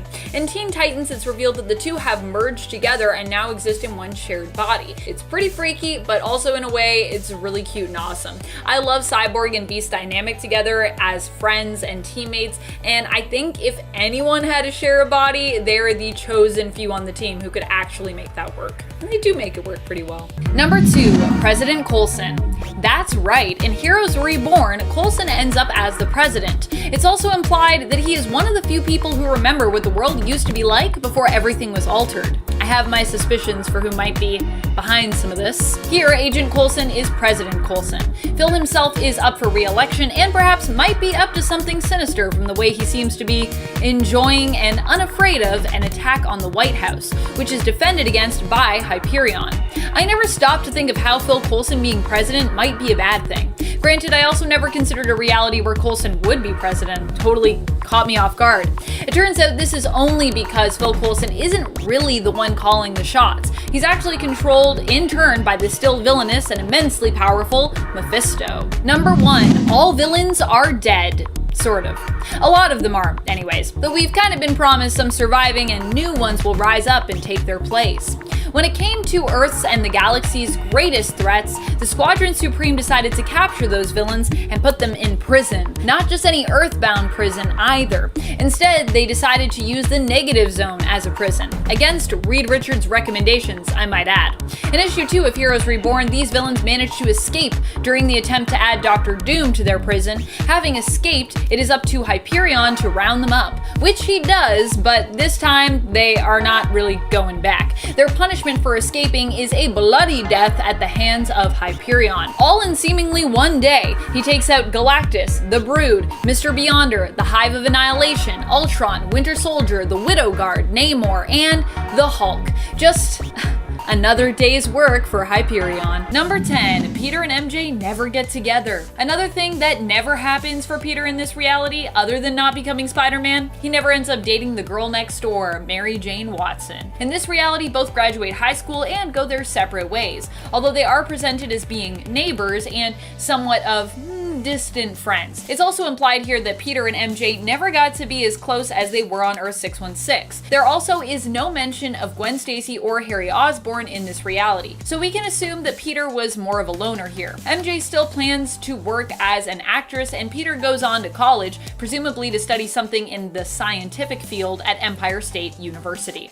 Number 9, Quicksilver is dead. In this reality, Quicksilver no longer lives. It's mentioned in Heroes Reborn issue number 3 that he was killed during a fight between Squadron Supreme and the X-Men, implying that in this reality, Quicksilver and likely his sister Wanda are both still considered mutants. He is believed to have been killed by Blur, the Squadron Supreme speedster. Kinda like a version of the Flash, he was definitely faster than Quicksilver. In fact, Blur is believed to be the fastest man alive in this reality. And friends, before we move on to this next spot, just a quick reminder to give this video a thumbs up if you are loving Heroes Reborn as much as we are. Number 8, the Silver Witch, self-proclaimed speedster supreme. Either Wanda and Pietro were mutants in this reality or simply still believed they were. Here, Wanda never left to join the Avengers and so never reformed, remaining a villain. After the death of her brother, Wanda absorbed his powers, becoming not only a powerful hex magic user, but also the fastest hex magic user likely to ever exist. She apparently refers to herself as the Speedster Supreme and set out to get revenge on Blur for the death of her beloved brother. It also appears that Wanda senses that something is wrong with this world and Blur. She currently believes, however, that it is the death of her brother that makes her feel this way, but it probably has something to do with her sensing something is wrong with this reality, and with Blur's presence in it. Number 7, Tony Stark never built Iron Man. Imagine a reality, if you will, where Tony Stark never became Iron Man. In Heroes Reborn, Stark never got hit with shrapnel in the chest, wasn't kidnapped, and did not end up being forced to make the Iron Man armor. Not having this life-changing experience meant that he continued along a path that he was on before any of this happened, continuing to be a greedy but brilliant arms dealer and billionaire playboy. In the greater scheme of things, appearing more as one of Earth's everyday corporate villains as opposed to any kind of national or global superhero. Number 6, Aunt May dies. Here it isn't Uncle Ben who dies, but instead is Aunt May. May, which, wow, if you thought Uncle Ben's death was a heartbreaker, wait until you experience May's death. Ugh! Especially considering that May is a character that we know a lot better due to the fact that in more realities it is always Ben who dies earlier on, so we've had more time to get to know May. Aunt May's death here happens while Peter is in college. He is planning on heading home to join his aunt and uncle for dinner before they head out to a show together downtown. However, while she is out shopping, Hyperion ends up in a fight with a villain, recklessly tossing, I think it's a billboard at the villain, which smashes into the very building she has been looking for a new dress in. Her death hits Peter hard. He is forced to drop out of college to help support his uncle and get a job at the Daily Bugle, using his new drone tech to capture footage of supers, who he has obviously also come to resent. Not an ideal scenario. Number 5. New Justice League. Now that it's been a little bit, I feel like I can chat about what went on with our Justice League team at the end of their story in issue 1. Not only do we have a new roster, which I'll get to in a minute, but at the end of that issue number 1 of Future State Justice League, we saw them become trapped and replaced. Of course, they weren't just going to give up, as we see in issue number 2. I mean, they are still the Justice League after all. But just who is in this league? Well, I touched on some of the things that make this team different in terms of their rules and their charter on part 1 of this list. It's now time to focus on not how they are, but who they are, which I also love that issue number 2 dives into a little more in terms of characterization. Wonder Woman is, of course, Yara Flor, not an Amazon in the traditional sense, but from the Amazon. Superman is John Kent. Batman is still Jace, aka Tim Fox. Aquawoman is Princess Andy Curry, daughter of Mera and Aquaman. Jess Chambers of Earth 11 is Flash, and Green Lantern is Joe Mulleen from Far Sector, and by far my favorite member of this league. Although I do also think it's really cool that Jess Chambers is Flash. It's weird, it took me a while to actually piece that one together. I don't know if I'm just some sort of noob, but just realized that recently. Number 4, Captain America remained lost. In this reality, Captain America's history was similar to that of his Earth 616 counterpart, with him being a preeminent hero around the time of World War II. However, after he went MIA, his body would not be recovered as the Avengers were never found. Instead, he remained frozen in the ice for what would seem to be forever after. However, Blade, who remembers the reality of Earth 616 and how things once were, managed to find Rogers himself and free him from the ice. It seems to be implied that Rogers may also sense that there is something wrong with the world, though it's unclear if this is just because he woke up from a decades-long nap. Hyperion himself is shown to dislike Captain America. In his civilian persona as Marcus Milton, history teacher, he marked a paper harshly that was about the World War II hero, encouraging the student who wrote it to basically get better at discerning fact from fiction. So yeah, that's what he thinks of Captain America. He's not even a real superhero. I don't know why that's my Marcus Milton voice, but there you go. Number 3, The Magistrate. Gotham has a new major villain, potentially one of its greatest yet. It faces a force known as the Magistrate, who appear to have been contracted by Gotham's current future mayor, Christopher Nakano, to keep Gotham orderly. In fact, when I heard the Magistrate, I actually thought it was one person, but I don't think it's one person now. And by keep Gotham orderly, I mean impose curfews, shoot masks on sight, and arrest people who are peacefully protesting. I mean, hey, I guess they were out after curfew. The Magistrate's presence can be felt across all Bat-centric and Gotham-centered stories and books, but seems to really loom aloft in Harley Quinn and has a commanding presence in Catwoman, where Selina herself goes up against their forces on a train transporting a ton of the Magistrate's prisoners. Number 2, who is Nova? In the Heroes Reborn one-shot Hyperion and the Imperial Guard, we get a bonus story featuring the Starjammers. Yep, they're making another Starjammer series, friends. So if you're a fan, yay. And if you're not a fan, they're doing it anyways, so just deal with it. It is here that it's revealed that Johnny, having never got his flame powers from exposure to the cosmic rays, did not remain on Earth, but turned to the stars, joining the Nova Corps and even earning the rank of Elite Supernova. Pretty impressive. Johnny would ally himself with Lilandra in the fight over who should rule the Shi'ar Empire. Together they attempt to recruit the Starjammers to their cause, and it is because of his allegiance that he was being hunted by Hyperion and the Imperial Guard, who work for Emperor D'Ken, Lilandra's brother. Number 1, Phoenix is in Ravencroft. What? Near the end of issue 3 of Heroes Reborn, we also learned that the new Phoenix, Maya Lopez, aka Echo, is located in the Ravencroft Institute for the Criminally Insane. How did she get here? Why did she allow herself to be here? I just have so many questions. But of course, I'll need to wait for them to be answered. Kind of. Right now, in regards to our new Phoenix, all we know is that she also senses something is wrong with this reality and that she's willing to join Blade and Captain America's team of reality-busting heroes to help fix it. Yay! She also seems to be a little bit concerned that maybe her new Phoenix powers were involved in this and that she accidentally did it without knowing.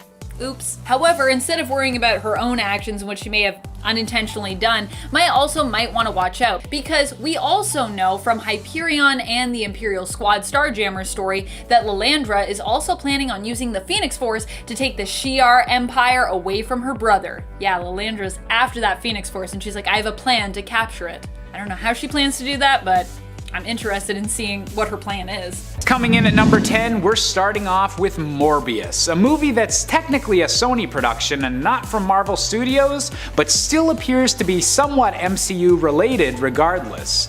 Portrayed by Jared Leto, Morbius is set to tell the story of Dr. Michael Morbius, a scientist suffering from a rare blood disease who finds himself afflicted with a form of vampirism after he attempts to cure himself and becoming a violent anti-hero in the process. Although we only have a couple of trailers to go by at the moment, it seems like this movie will have some connections to the Spider-Man side of the MCU, with Michael Keaton's Vulture showing up and even some Spider-Man graffiti that seems to imply that this movie might just wind up being important for the Marvel multiverse that Peter Parker seems set to blow wide open in No Way Home.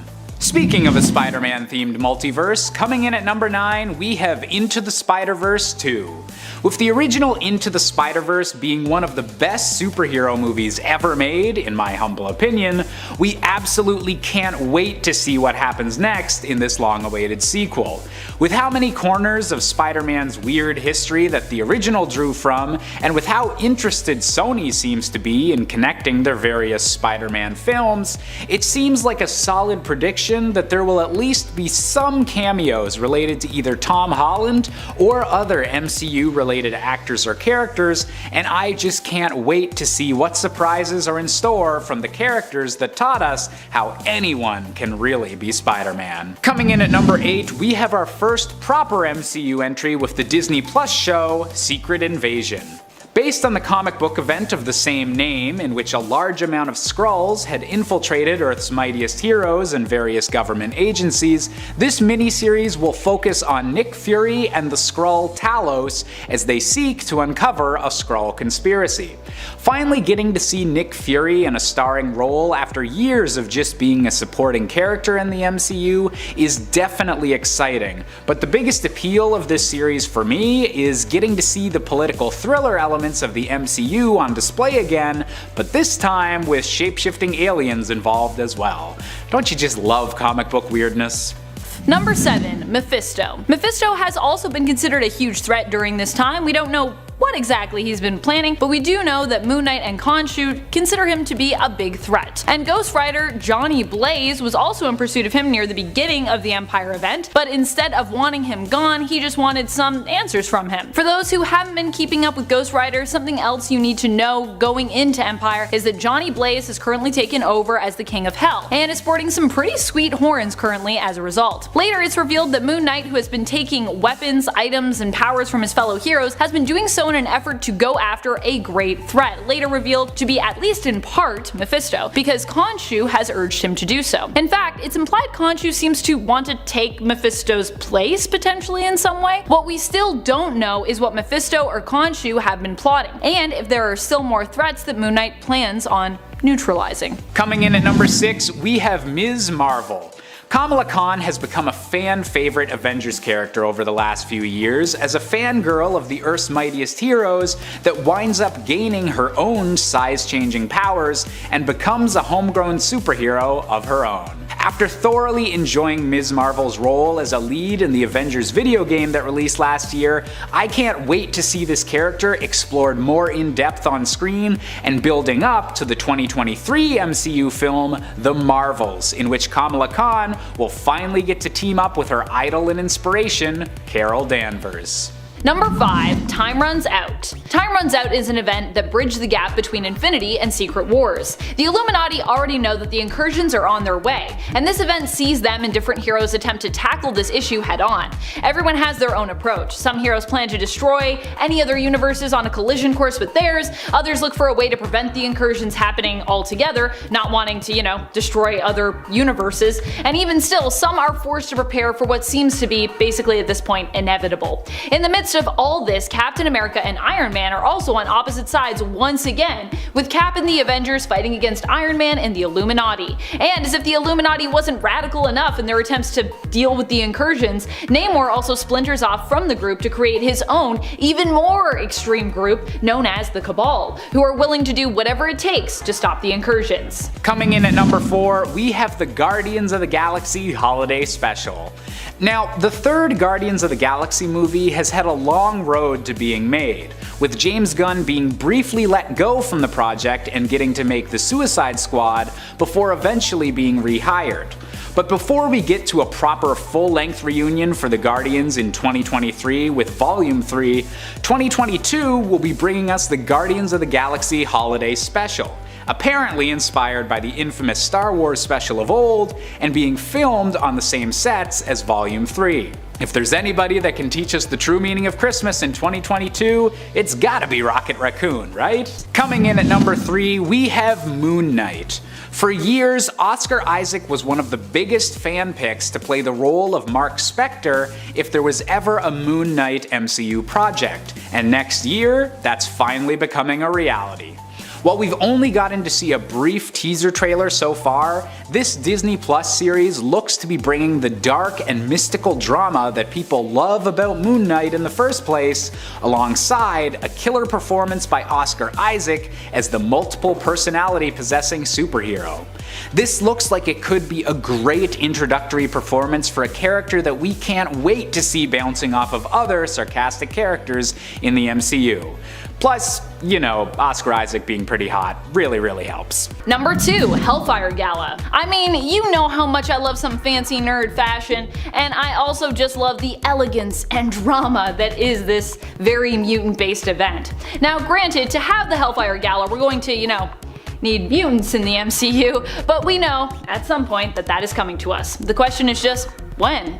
When is that coming? Hopefully soon. Hellfire Gala is a new seemingly yearly event which varies in scale. Last year it spanned all mutant books pretty much, and saw the mutants open up the island of Krakoa to welcome dignitaries, celebrities, heroes, and villains from the world and galaxy all over to visit and, well, basically just kind of show off. The Hellfire Gala is hosted mainly by Emma Frost, one of the heads of the Hellfire Trading Company. This year it will be opened up even more, with non-mutant superhumans also getting in on the red carpet / fashion aspect of the event, attending in outfits that highlight their iconic look, but that also slay at the same time. Very important. Number 1, DC vs. Marvel. I think I can confidently say that this is an event we'd all love to see take flight. I know this because every time we talk about Amalgam Comics or Amalgam characters, there is just so much love, support, and celebration amongst you, our Nerd Squad community, in the comments. That's right, I keep an eye on the comments every now and then. I'm there, I'm just watching. And I love Amalgam too. I love how fun it is, I love the idea of these two similar but seemingly opposing worlds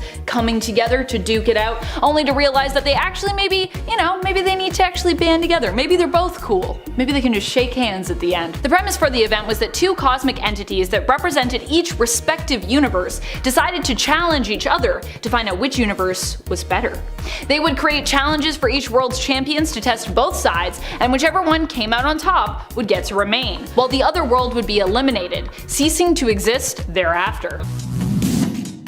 Number 10, She-Hulk gains more control of her mental state. In Empire Number 1, Katati Swordsman gifted She-Hulk a weapon, a hammer. This hammer didn't just help She-Hulk to smash more efficiently though, it also helped to bring back some of the classic Jen that we all love. The hammer, in combination with Katati meditation techniques, allows Jen to regain her clarity of mind while in her Hulk form, meaning that we've once again got a She-Hulk who can use her smarts and her muscles all at once. Number 9, Hulkling gets the Star Sword, also known as Excelsior or the Sword of Space. Hulkling gets this sword when he ends up acknowledging his joint Kree/Skrull heritage and taking his place as the leader of the Alliance. The sword is filled with powerful magical energy. It can be summoned and sent anywhere its owner bids, can cancel out the abilities of other magic weapons including Mjolnir, and can only be used by those who Hulkling deems worthy to use it. We've also seen that it has powerful Katahdin resistant properties that allow it to be extremely useful against the Plantoid beings, and it knows friend from foe when being used in an attack. Number 8. Masked Raider is back from the dead. An incoming Masked Raider finally returns after being suspected as dead for many years. Well, let's be real. The original Masked Raider, Jim Gardley, likely is still dead. He got shot a bunch. But this also means his character has changed a lot, as he is likely now a completely different person, a mysterious stranger whose true identity still remains unknown to us. Of course, while we know the Masked Raider has returned and is likely very changed from the original version, we still are not sure exactly what is happening yet with this character. It's more than likely that we'll have to wait until later this year when the new Masked Raider series comes out to find out more about who is underneath the mask. Number 7. Poison Ivy. Taking place in Batman Joker War, we find a ravaged Gotham City. The Joker has sent out all his goons to run around and basically mess the place up. Most of Batman's villains are just laying low at this point, just kinda waiting to see what happens, just watching from afar. Now at this point, we haven't really seen much of Poison Ivy in the storyline. After a brawl with Punchline and Harley, most of Poison Ivy's hidden underground cave, called Eden, burned down. So Poison Ivy returns to look for Harley and she sees the damage. Oh, there were a few of Joker's goons inside, but they obviously didn't last long, as you would have expected. She explains to the last guy before she kills him that she's done with distractions, and instead of rebuilding this cave, which she easily could have done, she summons up this new plant called Devil's Ivy. Cool name too. Speaking of cool names, she reveals her new persona, Queen Ivy. That's right, shortly after she builds a throne, a fancy new outfit, and to top it all off, a crown. I dig it. Number 6. Captain Marvel becomes a powerful weapon. During their fight against the Katahdin Empire issue 2, Captain Marvel, after seeing the Sword of Space in action, comes up with a potential plan. She aims to channel the Sword of Space's energy by having Emperor Doric lodge the sword within her chest. Absorbing all the anti-Katahdin properties of the Star Sword proves to be very painful for Kal-El, but she continues to do so, channeling the blade's power until she explodes with its energy radiating out. This causes her to pass out and almost die, or momentarily die, but when she regains consciousness, she learns the attempt was successful and that the Katahdin have successfully been pushed back and defeated in this one battle. This is an ability that is obviously strenuous, but could come very much in handy during the rest of the Empire event and even beyond. Number 5. The drugs. How did the island nation of Krakoa barter for recognition and peace among the other established countries of the world? With life-saving and extending drugs, which are made from Krakoan flowers native to the island and grown by it. In exchange for these human-aiding and healing drugs, many countries of the world have chosen to acknowledge and work with, or simply tolerate, the mutant nation. These drugs, however, are also somehow being smuggled by a more insidious group, an enemy of the mutant nation known as the Flower Cartel, who use the flowers to also make a powerful hallucinogenic drug, but we don't know a ton about them just yet. Number 4. Kal-El the Accuser costume. In taking up the hammer, Kal-El also appears to see a change to her costume. Either that or the lighting coincidentally changes to make it look like she is now wearing the Kree colors, but more than likely we will now see a permanent change in Captain Marvel's costume as she embraces her Kree heritage, developing a new sense of Kree patriotism while taking on her new role as Kal-El the Accuser of the Kree Accuser Corps, although she still prefers to be called Captain Marvel. We've already seen this change ripple out into her own solo series, although how permanent the change will actually be won't likely be known until after the event. Permanence often tends to be a discarded concept after all when it comes to comics. Number 3. Heartless Magneto. Magneto was killed during the events of X-Men Red issue number 5. He puts up a good fight, but in the end Uranos wins, getting him right in the heart. But here's the thing about Arakko. As we learn in that issue, you should always confirm the kill when you're dealing with anybody from Arakko. These are hard mutants cut from a different cloth, and so it is no surprise that, other than Iska, A few people are gonna survive the brutality of this, especially as Uranos only has a limited time on the planet and foolishly does not confirm each and every kill, which, you know, he probably should have done that. A few do survive, including Xylo and Lotus Logos of the Great Ring, and of course, Magneto. Magneto may have been punched through the heart and no longer have one, but he has his powers and iron in his blood, and that is enough for him to basically will his blood to keep moving through his body, using the iron to kind of create, I don't know, like it's like a glowing orb, but to me I kind of think of it as like an engine that'll replace his heart. Of course, he'd probably have to keep thinking about it because he'd be using his power to move the blood.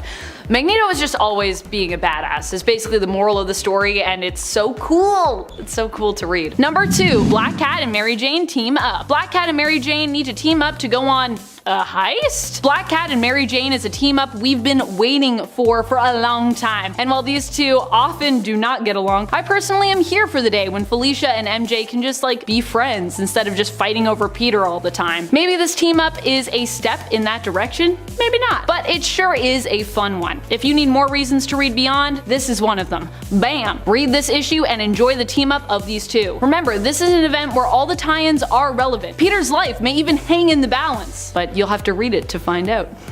Number 1, The Unraveling of Ben Reilly. Remember how I said that Ben's time as Jackal seems to be mainly untouched? Well, later on in this story we find out kinda why that is. In issue 86 of ASM, we learn that Ben actually allowed Beyond to wipe his memory of his time as Jackal, which is why he didn't really know that his therapist, Dr. Kafka, was actually a clone, one he himself created. Yeah, Kafka had actually been working to try and rebuild Ben's framework when it comes to his mind, because the whole mind wipe thing is kind of ill-advised in her professional opinion. It's dangerous as it could cause Ben's personality to collapse because he's a clone. And well, I think you know where we're going with this revelation. After Ben learns more about Beyond's motives and begins to question who and what he's really working for and why, they decide it best if they remove recent memories to protect themselves from Ben's suspicions, and to protect Ben, I guess, so that he can keep working for them. And yeah, it doesn't go well. Memories beyond what they are scrubbing seem to unravel and disappear. What will Ben be like when he comes to? I really think you should jump into the story with us. Number 10, Masked Raider. You may have noticed a mysterious figure pop up in this event near the beginning, the Masked Raider. We don't know yet if this is the same Masked Raider that we were first introduced to though.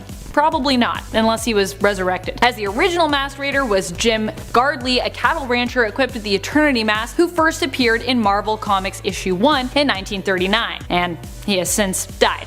He got shot a bunch. The Eternity Mask grants whoever wields it enough power to allow them to equal those they come up against. The Masked Raider appeared right at the beginning of the ramp up of this event, tied into a murder mystery needing to be solved, which sets up some of the exposition for Empire in incoming issue number 1. It has also been teased that we'll be getting a new Masked Raider title in 2020. The true identity of this Masked Raider remains unknown thus far, but what we do know is a man named Jerome Hamilton, possibly a reference to vigilante Blind Justice, most likely this is Blind Justice who we're talking about, was the one responsible for giving this version of the character the Eternity Mask. Unless there's another Jerome Hamilton just wandering around, which there could be. Who knows? Could be a common name on Earth. Number 9, Null. Empire really is an event that was ambitious. Due to the global pandemic, some of the tie-ins have had to be cancelled, but originally this event was going to be one of the biggest yet, and even with the cancellations, it's still huge. Almost everyone is involved in this event, including the weird god of the symbiotes from space, Null. It seems that Null is declaring a space war of his own, having been awakened following the events of Absolute Carnage. He is rampaging across the galaxy currently with an army of symbiotic dragons that used to be one entity known as the sentient symbiotic planet known as Clintar. However, he himself is also likely to have some kind of interaction with at least one member of the Kree at some point, as he is being hunted by Wraith, an Exolon-infected Kree assassin named Zach Dell. Number 8, Conflict with Atlantis. Another thing that you might want to understand if you haven't been as involved or up to speed with the Avengers lately and what's been going on with Namor and Atlantis is that right now the people of the sea and the people of the land aren't really getting along so well. The feud is one that started and has kind of continued and been on and off since 2018, when Namor blamed the surface for the death of young Atlanteans who had run away and suffocated on the surface world, with no humans offering to help them. How rude. They died, those poor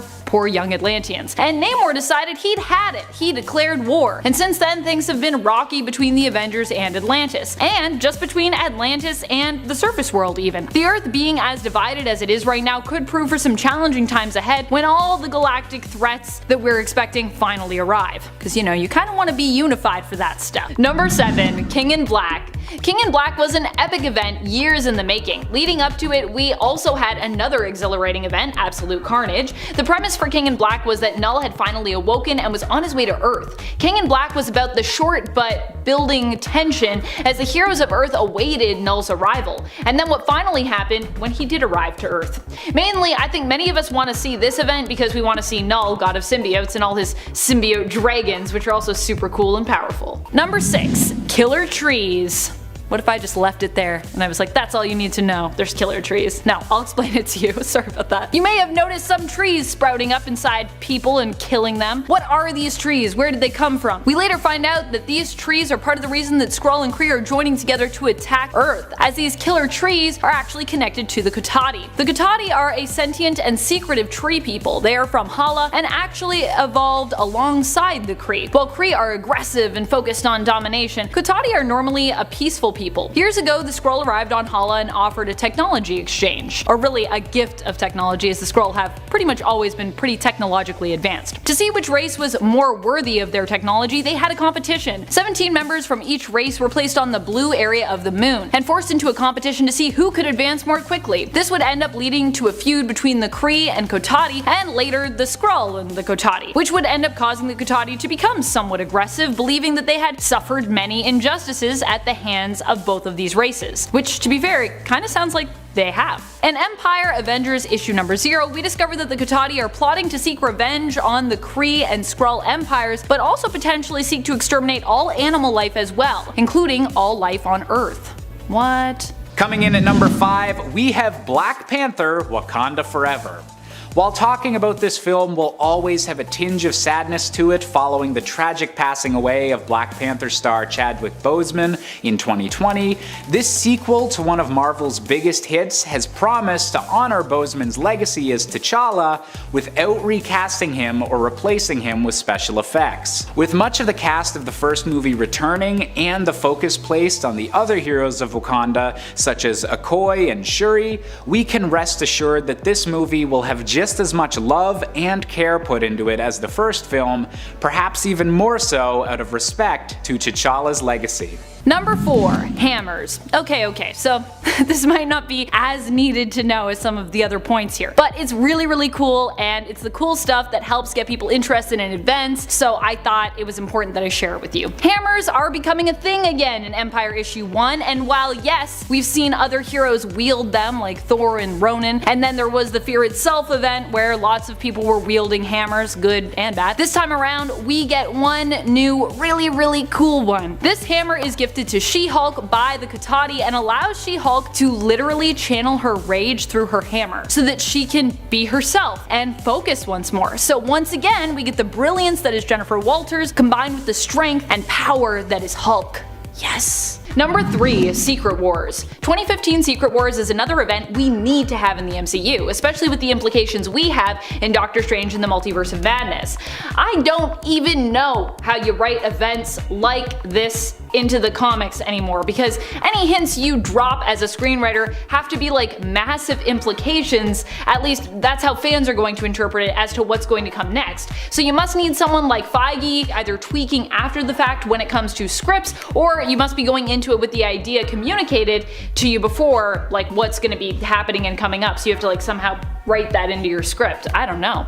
We learn in Multiverse of Madness that incursions are something that could be headed our way and are a huge threat. When it comes to Secret Wars, that's what this event basically spins out of. And time runs out, the incursions ended up happening despite everyone's attempts to stop them. However, Doctor Doom stepped up to the plate, utilizing the powers of Molecule Man and his own confidence and ego to save the world by creating his own battle world, a patchwork version of all the realities in the multiverse that combined together. In the end, Reed Richards would take the power of Molecule Man from Doctor Doom to undo his handiwork and return the multiverse to relative normalcy instead. But it was quite a wild ride. That whole event is pretty bonkers.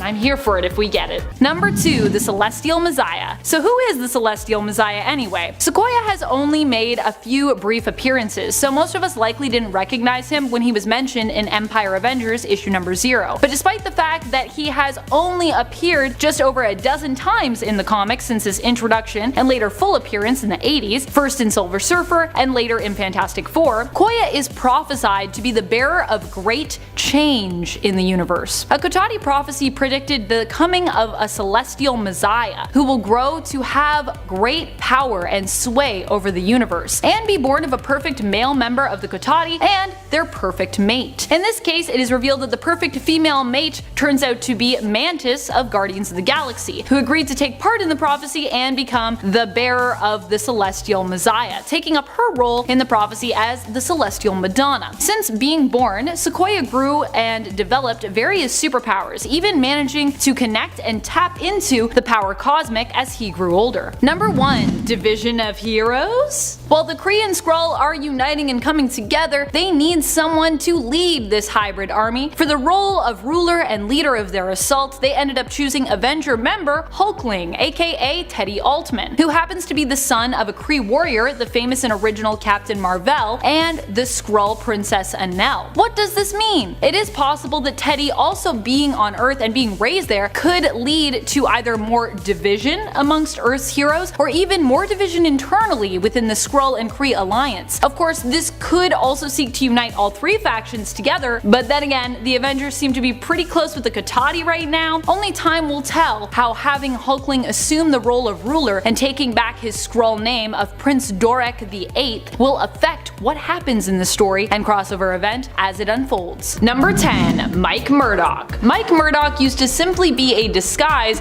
that Matt would use whenever he needed to go undercover. Mike was essentially Matt pretending to be his long-lost twin brother, Mike. His twin brother who wasn't blind, but did happen to look just like Matt. This was a guise that Matt would slip in and out of for years whenever it was useful or convenient for him to do so. However, recently in the comics, Mike was actually given a full life of his own when the Inhuman Reader accidentally used his powers to bring Mike to life. For real, allowing him to exist separate from Matt, believing he was in fact Matt Murdock's brother. Long-lost twin brother. Reader described Mike as a fragment and initially sought to erase Mike's existence. In fact, Matt himself also attempted to do so as well, but in the end decided against it and chose to let Mike go after backing him into a corner, unable to get rid of the fragment who had become essentially Matt's real-life twin brother. I mean, when you have a twin brother, why let that go? Just let it be a thing. Mike appears in Devil's Reign, and it is important to be aware that he is now a separate entity from Matt, one who also allied himself with Fisk in the past for protection and is good friends with Butch, who is believed to be Fisk's illegitimate son and is currently the new kingpin of New York. Number 9, Elektra as Daredevil. More recently in the comics, Elektra has actually become Daredevil as well. This all went down as Matt Murdock was preparing to go to prison. To keep Hell's Kitchen safe, he'd set up a plan where Tony Stark could bid to buy the borough of New York. This plan, however, didn't go exactly as he'd hoped, when instead Elektra decided to outbid Stark for the area. Despite the fact that she had recently remembered Daredevil's true identity and had an argument with Matt about him surrendering himself and going to prison, Elektra offered to be the one to protect Hell's Kitchen, while Matt did what he felt he must do. After Matt went to prison, Elektra took up the mantle of Daredevil. So in case you were wondering why there are two Daredevils and why Elektra was DD as well, here is your answer. And something important to note going into this series is that there is Matt Murdock DD and Elektra DD, so two Daredevils. And friends, before we move on to this next spot, if you are loving this list and you want more lists about Devil's Reign, it is still ongoing and there's lots still to talk about, so be sure to let us know by giving this video a thumbs up. Number 8, Mayor Fisk. In case you weren't aware, Wilson Fisk, aka the Kingpin, is now mayor, and has been for a little while in the comics. He ended up being elected as the mayor of New York in part by winning over the masses, but mainly by fixing the vote to ensure his victory. He promised the people of New York that he would outlaw vigilantism and fight to bring self-titled heroes like the Punisher and even soups like Spider-Man to justice. Daredevil pretended to join Fisk, but intended to use his position to betray Wilson and capture him, banding together with fellow heroes to take him down. However, this plan didn't go quite according to plan. Fisk was expecting such a thing to happen and instead had the heroes arrested. For a time he was in a coma and Matt Murdock took over as mayor, but once Fisk recovered, he took back the title and the responsibilities of the office. And Wilson Fisk also has designs on another, even bigger government role and office for himself, which you'll find out about in this event. Number 7. The hottest couple returns. Aunt May and Doc Ock, of course. Oh, did you think I was going to say like Spider-Man and Black Cat? No. That isn't a thing currently. But Aunt May and Doc Ock do get a pretty steamy and fun team up in issue 80 Point Bay. What, you don't believe me that they're the hottest couple in comics? Pfft, please, it says it right on the cover. Covers never lie to us, right? Right? This team up involves Aunt May and Doc Ock getting together to help save Peter's life, with May calling in a favor. Also, I love ruthless and determined Aunt May in this whole plot point. Aunt May is kind of a badass here. This tie-in, by the way, is important to the plot. All of them kind of are for Beyond. So if you're wanting to join us on this roller coaster of a ride, make sure you read the tie-ins and all the Point Bays. I like to call them Point Bays, but B is also an acceptable pronunciation in my books, considering it's short for Beyond, so B. I just like saying Point Bay.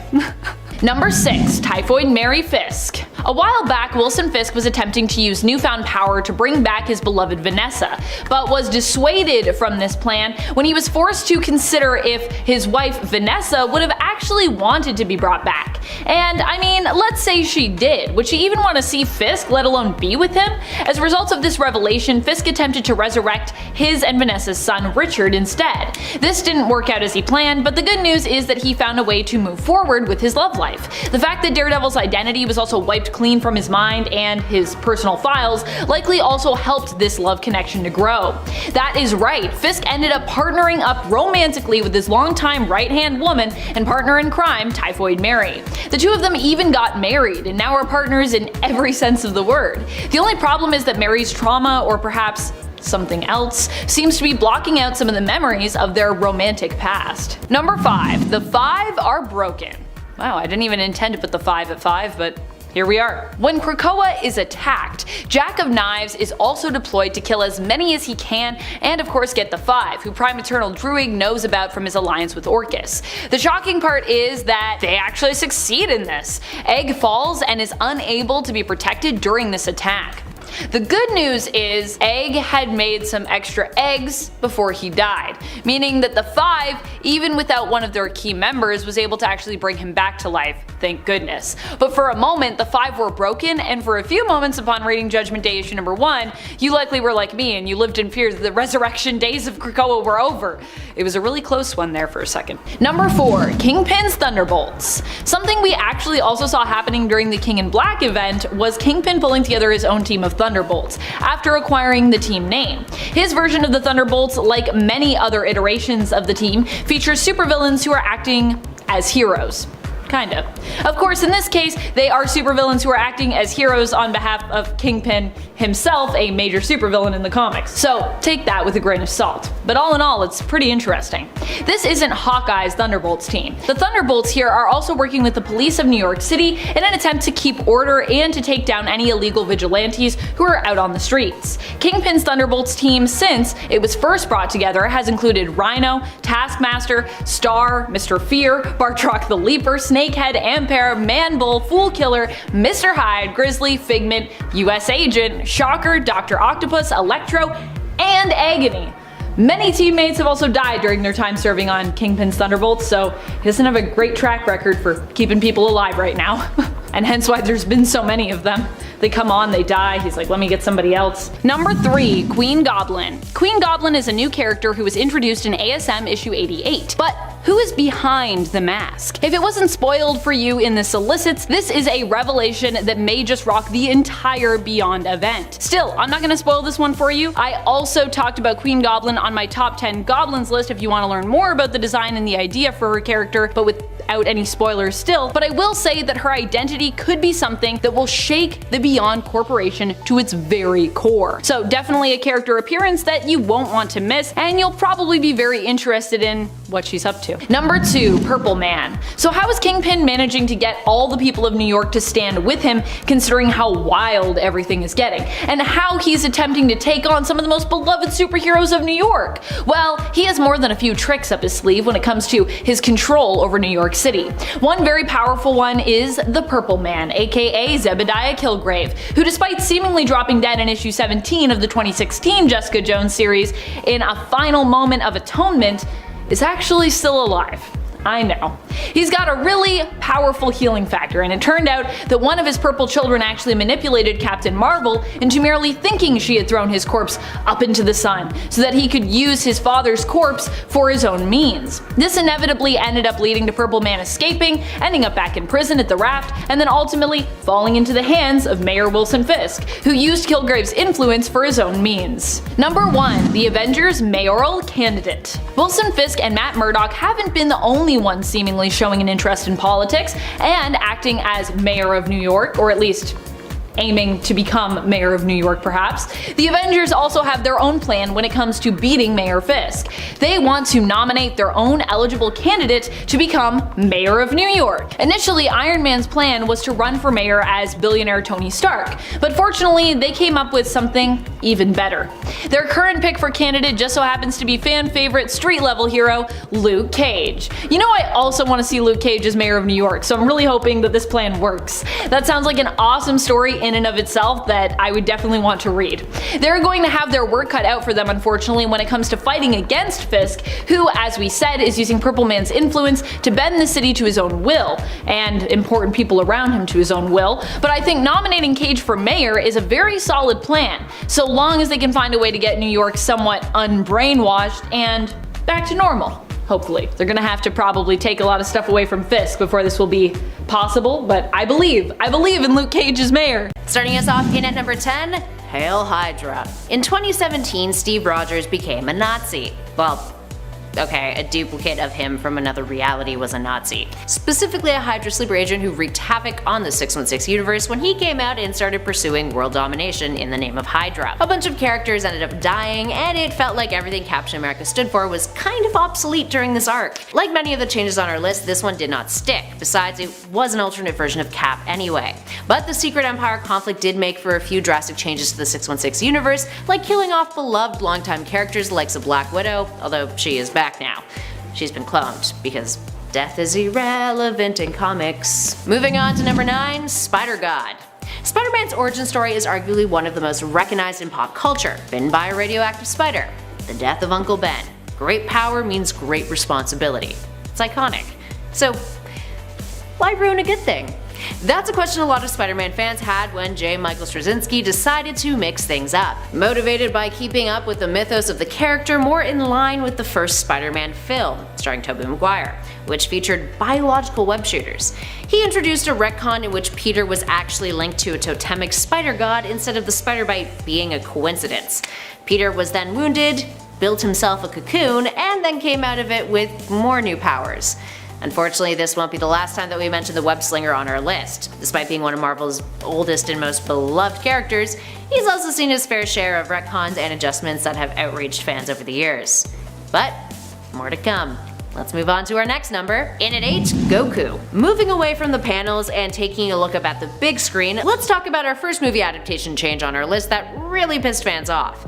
In 2009, Dragon Ball Evolution was released. It was a feature film meant to adapt part of the Dragon Ball saga, and it starred Justin Chatwin as Goku.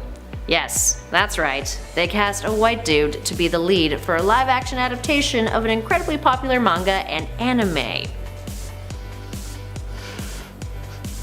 Rumor has it that the studio behind the film believed that casting a non-white actor would just make the film less marketable, but really it just made it more offensive and a complete joke. Plus, to be fair, it was not a good film at all. There was a lot wrong with it beyond Chatwin's casting. Speaking of whitewashing though, that brings us to our next number. Number 7, Techno-Organic Virus. For those who haven't read the Jean Grey and Emma Frost Giant Size, first of all, you need to.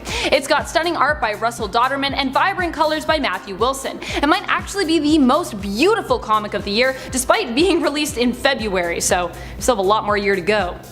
But But you also need to check out this comic because some important stuff goes down in it. Jean and Emma are forced to team up and enter Storm's mind in order to find out what is wrong with her. She's not feeling too well. It turns out that Storm is infected with the techno-organic virus. How she got it we don't quite know yet, but what we do know is this virus is attacking Storm so aggressively that she's only given 30 days left to live. It will likely be up to her own willpower and her friends, the X-Men, to help save her. But will they succeed? And if she is taken over by the techno-organic virus, will we ever see her return to her former self? And at number 6, Hal Jordan and Parallax. In the aftermath of the Death of Superman arc, Hal Jordan's home of Coast City was destroyed by one of those knockoff Superman replicas who rose up to replace the Man of Steel when he was presumably deceased. That's a whole other Pandora's box for another day though. The focus here is Hal. He went a little mental and decided to use his ring to recreate his home and save the 7 million innocent people who had died because of this tragedy. That went against the rules of being Green Lantern. You can't use your ring for personal gain. The Green Lantern Corps called him out, and what did Hal do? He went on a rampage. Fought them, killed some of them, and this comic book cover will forever be seared into our memory. Oh, the rings. Turns out he was actually being possessed by Parallax, who had manipulated Hal into getting its freedom. So Hal was kind of technically free of the blame. Sort of. It took years for Batman to trust him again, causing the two to have some major conflict for a long time. Number 5, Joker. This one is super recent. I did say spoilers at the beginning of this video. You were warned. Warned, I tell ya. So in Batman Joker War, the Joker appears to be wearing a batsuit. Yeah, and it's pretty bad looking too. I mean, come on. He's got the smile across his chest, they got the ha-ha-ha's written on the side, and to top it all off, he's even sporting the purple cape. It's amazing. So Batman had no idea that this is what he would find. I mean, first a dead Alfred greeting him, and then now a Joker in a batsuit. Get me out of this nightmare, what is going on? So how did this even come about? While Punchline and Joker's goons turned Gotham into a flaming death zone, like I mentioned earlier, the Joker was busy going after Wayne's fortunes. And I loved seeing this version of the Joker as well, like going after Wayne's money right off the bat, pun intended. Even confirming his own actions by saying, you know what, I'm going against my own brand on this one. It's just fun. And we also saw similar looking suits back before Suicide Squad even came out, and like promo material and stuff. And it got us pretty hyped up, me and my friends were talking about it. Yet, it never happened. A lot of those things just didn't happen in that movie, eh? And at number 4, Power Girl.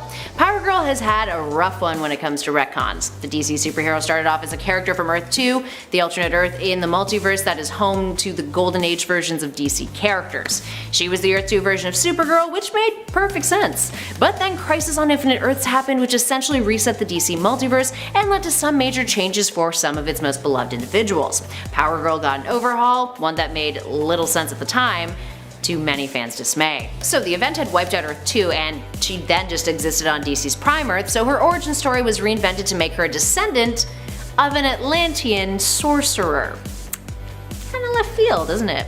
Also made zero sense. Eventually things were retconned back during Infinite Crisis, and she became Supergirl from another timeline again, thankfully.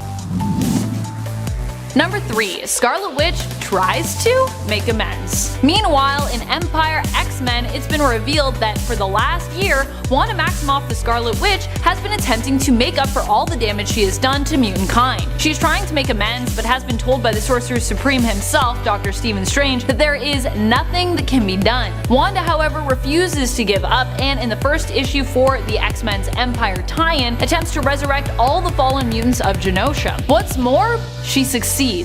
Sort of. She brings the dead back to life, but not completely. The mutants of Genosha are now undead instead, still with their powers and eating either plant or flesh, depending on whether or not they were vegetarians in life apparently, because I guess that's how these zombies work. It is even possible that this dramatic attempt to fix the error of her ways cost Scarlet Witch her life, as it seems she awakes at the mercy of a few hungry zombies. And that's the cliffhanger we're left on when it comes to her story. So I guess we'll have to wait to see what really happens. And at number 2, the black symbiote suit.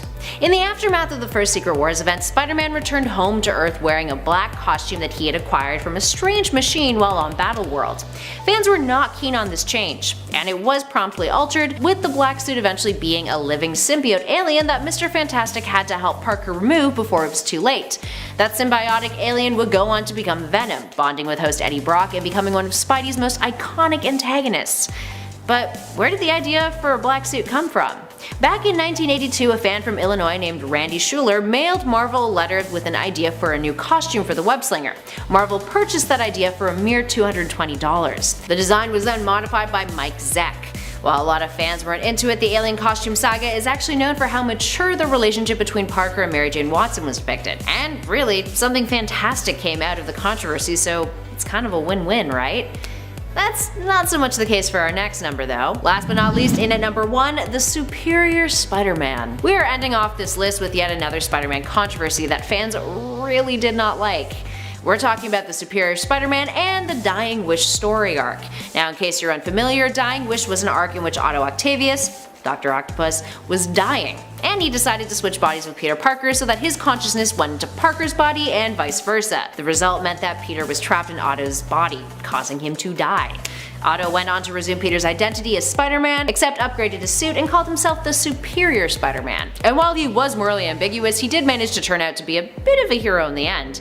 As you can imagine, people were outraged with the whole thing, so much so that eventually Peter was brought back by some convoluted comic book magic and the status quo was returned. Number 10. Cypher. Cypher was usually a mutant who was resigned to the B or C list in comparison to some of his more famous mutant and X-Men compatriots. His mutant power is that he can translate and understand any language. Recently though, he saw a boost to his powers when it was expanded to include technology and just about everything else to be included as a language, and a language that he could interpret. Decipher fighting styles and architecture are also now languages, and he can even communicate with computers. But on the mutant island nation of Krakoa, his claim to fame is communicating with the island itself. You see, Krakoa is sentient and is also itself a mutant. Cypher helps to communicate and negotiate with the island so that mutants can be safe there and live peacefully on that island. At one point, Cypher travels to space briefly, and Krakoa immediately starts having problems that the Quiet Council, who rule on Krakoa, struggle to solve. So he's pretty valuable now. Number 9. Kitty Pryde. For some reason, while everyone else can pass through the Krakoan gates, Kitty cannot. She can't actually access the island via these gates, which for some reason don't seem to recognize her as a mutant. This baffling mystery has really messed with Kate's head, and even inspired her to reinvent herself. Revitalized with a new purpose, she becomes the Red Queen of the Hellfire Trading Company, the captain of the ship the Marauder, and sets sail to help the interests of the Hellfire Trading Company and also free oppressed mutants around the world whose government are preventing them from fleeing to the mutant nation of Krakoa, where all mutants are welcome. Not only does Kate's look change, but she also prefers to be called Captain Kate Pryde in this dawn of a new mutant nation. There's also some other crazier things happening with her, but spoilers. Number 8. Marauders. As we just discussed, Kate's ship is called the Marauder, and guess what her crew is called? Yep. Kate decides to repurpose the formerly vile name often associated with Mr. Sinister's evil crew of goons before the Nasty Boys existed, and with the Mutant Massacre, which took out most of the Morlocks. If you think it isn't possible to redeem a name so tainted in mutant history, you'd be wrong. Trust me, if you read the Marauder series, you'll see what I'm talking about, and quickly fall in love with Kate's team, as I have. Now, when people say Marauders, I think of the mutant saviors and pirate-esque team before anybody else. In at 7, the Ancient One. As much as we all love Tilda Swinton, or maybe as much as I love Tilda Swinton, this was a bit of a controversial move on Marvel's part. In Marvel Studios' Doctor Strange, Swinton was cast as the Ancient One. The Ancient One in the comics had long been seen as a problematic character, a stereotypical and arguably offensive Asian character who serves as Strange's mentor and teacher. Marvel Studios changed the character to be a Celtic interpretation of the Ancient One instead, which had a lot of fans pissed off. Despite the racial stereotyping, many felt that Marvel Studios had a responsibility to do better than the comics by casting an Asian actor, ultimately providing better Asian representation. Number 6. Return of Dracula.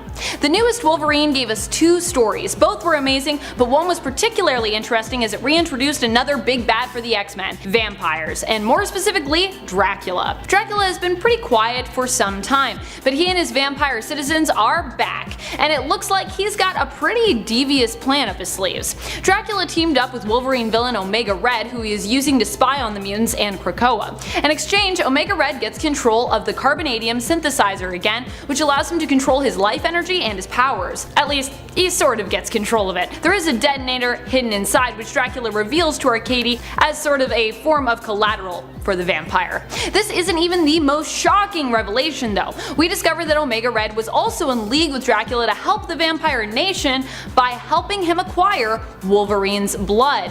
What did Dracula want Wolverine's blood for? Well, apparently because it grants him the power to walk unharmed in the daylight. That's a game changer. Number 5. Captain Marvel becomes an accuser. Not just any accuser either. Carol ended up taking up the former hammer of Ronan the Accuser, one of the greatest and most loyal Kree warriors ever. At least he was till the end there, I guess. During Empire number 2, she ended up accepting an offered position to join the ranks of the Kree Accuser Corps by T'Nalth the Pursuer and Emperor Dorak VIII. T'Nalth confesses that while she has wielded Ronan's hammer herself, the hammer has never really been hers, as she has never made it sing as Ronan could. The moment the hammer is passed on to Kal-El, it sings for her immediately. Number 4. The enemy of my enemy. While mutants have all decided to set their differences aside and come together to unite against all who would oppose them, their enemies, it seems, are doing the same thing. In fact, despite them dissolving mutant enemies who would work against them, the X-Men and all of mutant kind now have somehow even more powerful enemies. New enemies have appeared on the horizon: Xeno, Horticulture, a new version of Hominis Verendi, Order of X, and the Flower Cartel. But we are also seeing tons of old enemies and old allies of mutants come together to try and keep the mutant nation in line and develop weapons in preparation for a potential human versus mutant war. With one of their greatest threats being Orchis. Orchis has been built out of funding from organizations such as SHIELD, AIM, Strike, SWORD, Hammer, Hydra, and even Alpha Flight. Alpha Flight, how could you? They aim to construct a mother mold to use in the upcoming war. Number 3. Avengers vs Fantastic Four. Well, I mean, not so much versus, I guess. These two aren't really fighting one another directly, but we do learn in Empire number 1 that both of these different teams have different approaches when it comes to what they consider the best move is here for how to handle all the chaos that is coming at them in this Empire event. Fantastic Four take a more diplomatic approach, trying to negotiate initially, while Avengers are gearing up to smash things with some of those sweet, sweet hammers we just talked about. Smash. Coming in at number 2, we have Doctor Strange in the Multiverse of Madness. When it comes to movies that have already been built up in the MCU, the Doctor Strange sequel just might have the most hype going for it. We'll have the return of Wanda Maximoff after the stunning events of WandaVision, and the continuation of Strange's adventures in the multiverse following his contribution to the events of Spider-Man: No Way Home.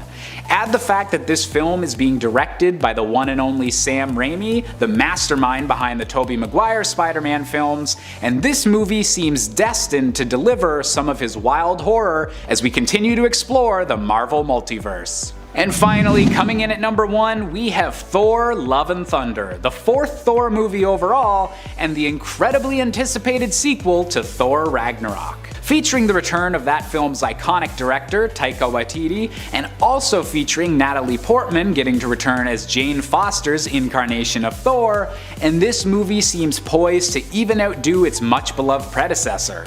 Add the incredibly talented Christian Bale as Gore the God Butcher, on top of cameo appearances by all of the Guardians of the Galaxy following Thor's adventures with them post-Endgame, and Thor: Love and Thunder is my most anticipated MCU film of 2022. Number 10. The Machine. Well, this is technically a big moment and revelation from the Eternals series by Kieran Gillen that precedes the AXE event. Some of you may not have been reading Eternals, so I figured it was still an important one to include here because it's really relevant and really cool. But also, go read the latest Eternals series because it is amazing, and honestly, it's too short-lived for how awesome it was. You should go read it. I wish Kieran Gillen could just keep writing Eternals for, I don't know, into the foreseeable future. But I gotta say, I am happy that we have him on Immortal X-Men, and you know, if we gotta have one or the other, I get it, but Eternals was so good. In Eternals, we learned about how the Machine actually has its own personality and its own voice.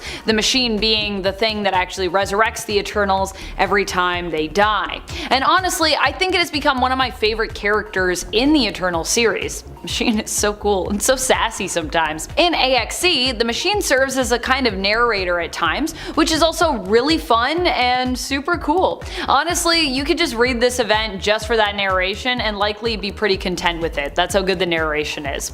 While Neil Gaiman and John Romita Jr. actually created the machine in Volume 3 of the Eternals, Gillen actually helped give it an amazing voice and characterization in his 5th volume of that series. Number 9. Eternals vs. Mutants. This really isn't just about Eternals even versus X-Men. This conflict extends way beyond that, as we learn in AXE Eve of Judgment issue number 1. Here it's revealed that Prime Eternal Druig has an agenda against all mutants. It turns out he wants to kill them all. Why? Well, because he claims the mutants are actually deviants. That is, that they have grown to reach beyond what they should. They have deviated excessively, which is, after all, what Eternals are meant to fight against as one of their own prime directives. Druig, however, doesn't really care as much about killing mutants, deviants, as he does about cementing his own position as Eternal Prime.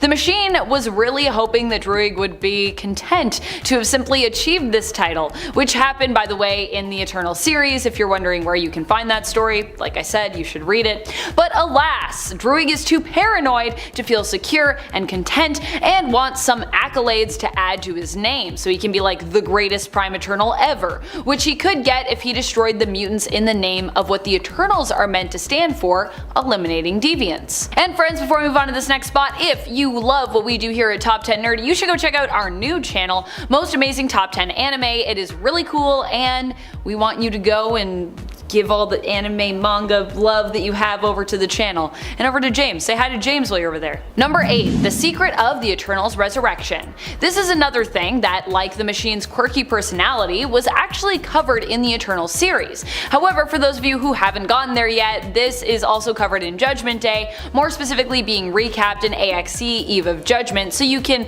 be in on the secret, because it's pretty integral to what's happening here with the Eternals. And so for some, this is probably a pretty big revelation, because like I said, I don't think everyone that's reading this event has read Eternals. What we learn here is that the Machine actually resurrects mutants by sacrificing a human life from Earth to do so. This is the reason that Phastos is actually imprisoned, kinda. He attempted to destroy the Machine upon learning of this revelation, but he didn't realize that the Machine is actually intrinsically tied to the Earth. In fact, it is the Earth. So destroying the Machine actually means destroying the world. But initially, Phastos thought it would actually be a solution for Eternals' immortality and actually save a ton of human lives that would, be sacrificed to resurrect Eternals whenever they fell. Icarus also must live with this revelation, as must the rest of the Eternals, and for Icarus, it's especially difficult as his interpretation of one of their prime directives to protect the Machine was that this also meant protecting the humans of Earth. So you can see his contradictory dilemma, because to keep the Machine going means you're gonna have to kill some humans. It's not great. Number 7. Daredevil's Secret Identity. Daredevil's secret identity is back under wraps, and if you're wondering how all this happened because you remember him literally admitting to being Daredevil, it went down in the Purple story arc of Charles Soule's 2016 run on Daredevil.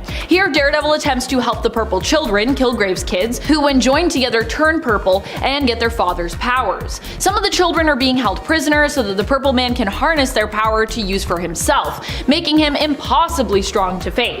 Daredevil, who normally has the willpower to resist the Purple Man's commands, actually finds himself unable to, as he struggles with his own identity and his sense of self. In the end, Daredevil is able to find himself and defeat Kilgrave in the process, and the Purple children, feeling bad for DD, who admitted in a court of law and is known the world over as then former attorney Matt Murdock, decide to use their power to help him, making everyone forget that Matt and Daredevil are one and the same person, and giving Matt back his secret identity. And when I say everyone, that includes Wilson Fisk, which is a major part of the reason that Fisk is so obsessed with Daredevil currently. He wants to know who he is, desperately seeking to unmask and destroy him, which sounds disturbingly familiar to past events, which didn't end well for Matt last time. Number 6. Icarus makes a deal. But not just any deal. Icarus talks to Jean Grey, and in so doing decides that he will help Jean with Druig's invasion of Krakoa. To defeat the Hex, the mutants must venture to where they're being transported to Earth from, but there are a few problems. 1. Only Eternals can actually enter that area, and 2. Uranos, one of the most deadly Eternals, is currently there, surrounded by an armory of endless weapons. So yeah, might be kinda tricky for even someone as powerful as Jean to deal with that and get out alive. Oh, and while Ikaris is willing to help, the deal only stands for him to get the mutants in there even, who need to be ready at a moment's notice to go with him, if Jean can ensure that no Eternals are killed. In typical Ikaris fashion, being extremely just to a fault, especially with the revelation about the machine plaguing his conscience. If any Eternals are killed, the deal will be off. Number 5. Janine is back. Not only has Ben returned, but he's also got his very own version of MJ, who is joining him along for the ride. We also get to see the return of Janine Godby in the final story of issue 74 of ASM, the lead into the Beyond event. Now for those who don't remember Janine, she was actually Ben's love interest back in the 1990s, and we haven't really seen her since then. She was on the run after she was severely mistreated by her father and basically killed him in self-defense. Her real name is Elizabeth Tyne, but she chose to change it to Janine Godby, because, you know, she on the run. And she still actually goes by Janine now, preferring it to her given name, probably because she associates that with a lot of trauma. Janine eventually felt that she needed to confront her past and accept the responsibility of her actions after listening to a speech that Ben gave to Kane about doing, well, just that. As a result, Janine turned herself in and confessed to killing her father. She ended up in prison and has been there till, well, now, when Beyond was able to make a deal to have her put in their care instead. During Beyond, she has mostly been confined to her and Ben's apartment, as she is still a criminal serving time. Nicer surroundings for sure, but she still acknowledges that she's pretty much just imprisoned. However, after developing her own suspicions and secretly being given the important Beyond drive from Ben, who then goes missing, the time comes for Janine to break out. Number 4. Iska the Unbeaten changes sides. In X-Men Red issue number 5, we learn of what happens to Arakko. This issue, by the way, is crazy, it's so good. We know from the main Judgment Day series that Arakko was attacked by Uranos, and presumably hit pretty hard by them. And if you're thinking, huh, I mean, it's Arakko, how bad can it be? The answer is really freaking bad. Uranos is released from his cell by Druig for exactly 1 hour. Within 20 minutes, he had already put a huge dent in Arakko. Iska herself during the hour is forced to change sides due to her mutant power, which isn't a good sign. Iska's power, for those that don't know, is that she'll always win, but this means that her power has told her that Arakko winning is not possible if she's turning on them. So that's a really bad sign. Good for Iska though, because she actually does win, she survives, she gets to live another day, with Nightcrawler teleporting her away to help Arakko's odds after she turns on them. Nightcrawler's solution is basically like, well, if Iska isn't here, then her power can't like affect the outcome. You know what I mean? Bad for Arakko, as they now have to face Uranos without either Iska or Nightcrawler, and Iska also ended up breaking the Great Ring of Arakko when she killed Idil, one of her fellow council members. The really bad part with all of this though is that Uranos is successful and kills almost everyone on Arakko.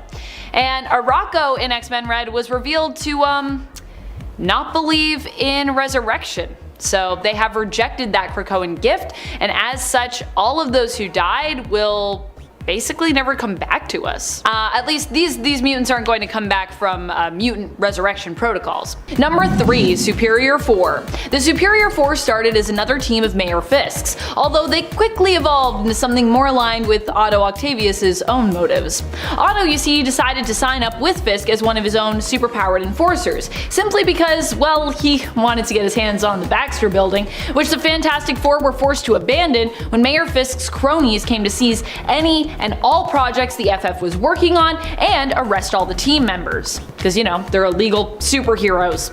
They initially managed to capture Mr. Fantastic and the Invisible Woman, but their children, the Thing, and the Human Torch all managed to get away. In their place, Otto decided to create his own version of the team, scouring the multiverse for alternate versions of him, who also happen to be alternate versions of the FF's backup roster. So now we have the Superior 4 led by 616 Otto, and featuring Otto versions of Wolverine, Ghost Rider, and, you guessed it, the Hulk.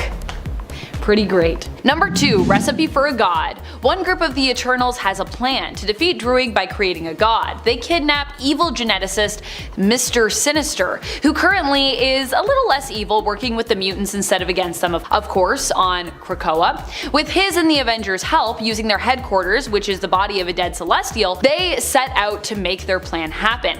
The good news is they succeed, rewriting the programming of the Celestial to make it more aligned with their own beliefs and principles when it awakens. The bad news is the Progenitor, which is the name of the Celestial, comes back to life only to inform our heroes that in 24 hours everyone on Earth will also be judged, as they feel those living there have caused so much harm that they too should perhaps be destroyed.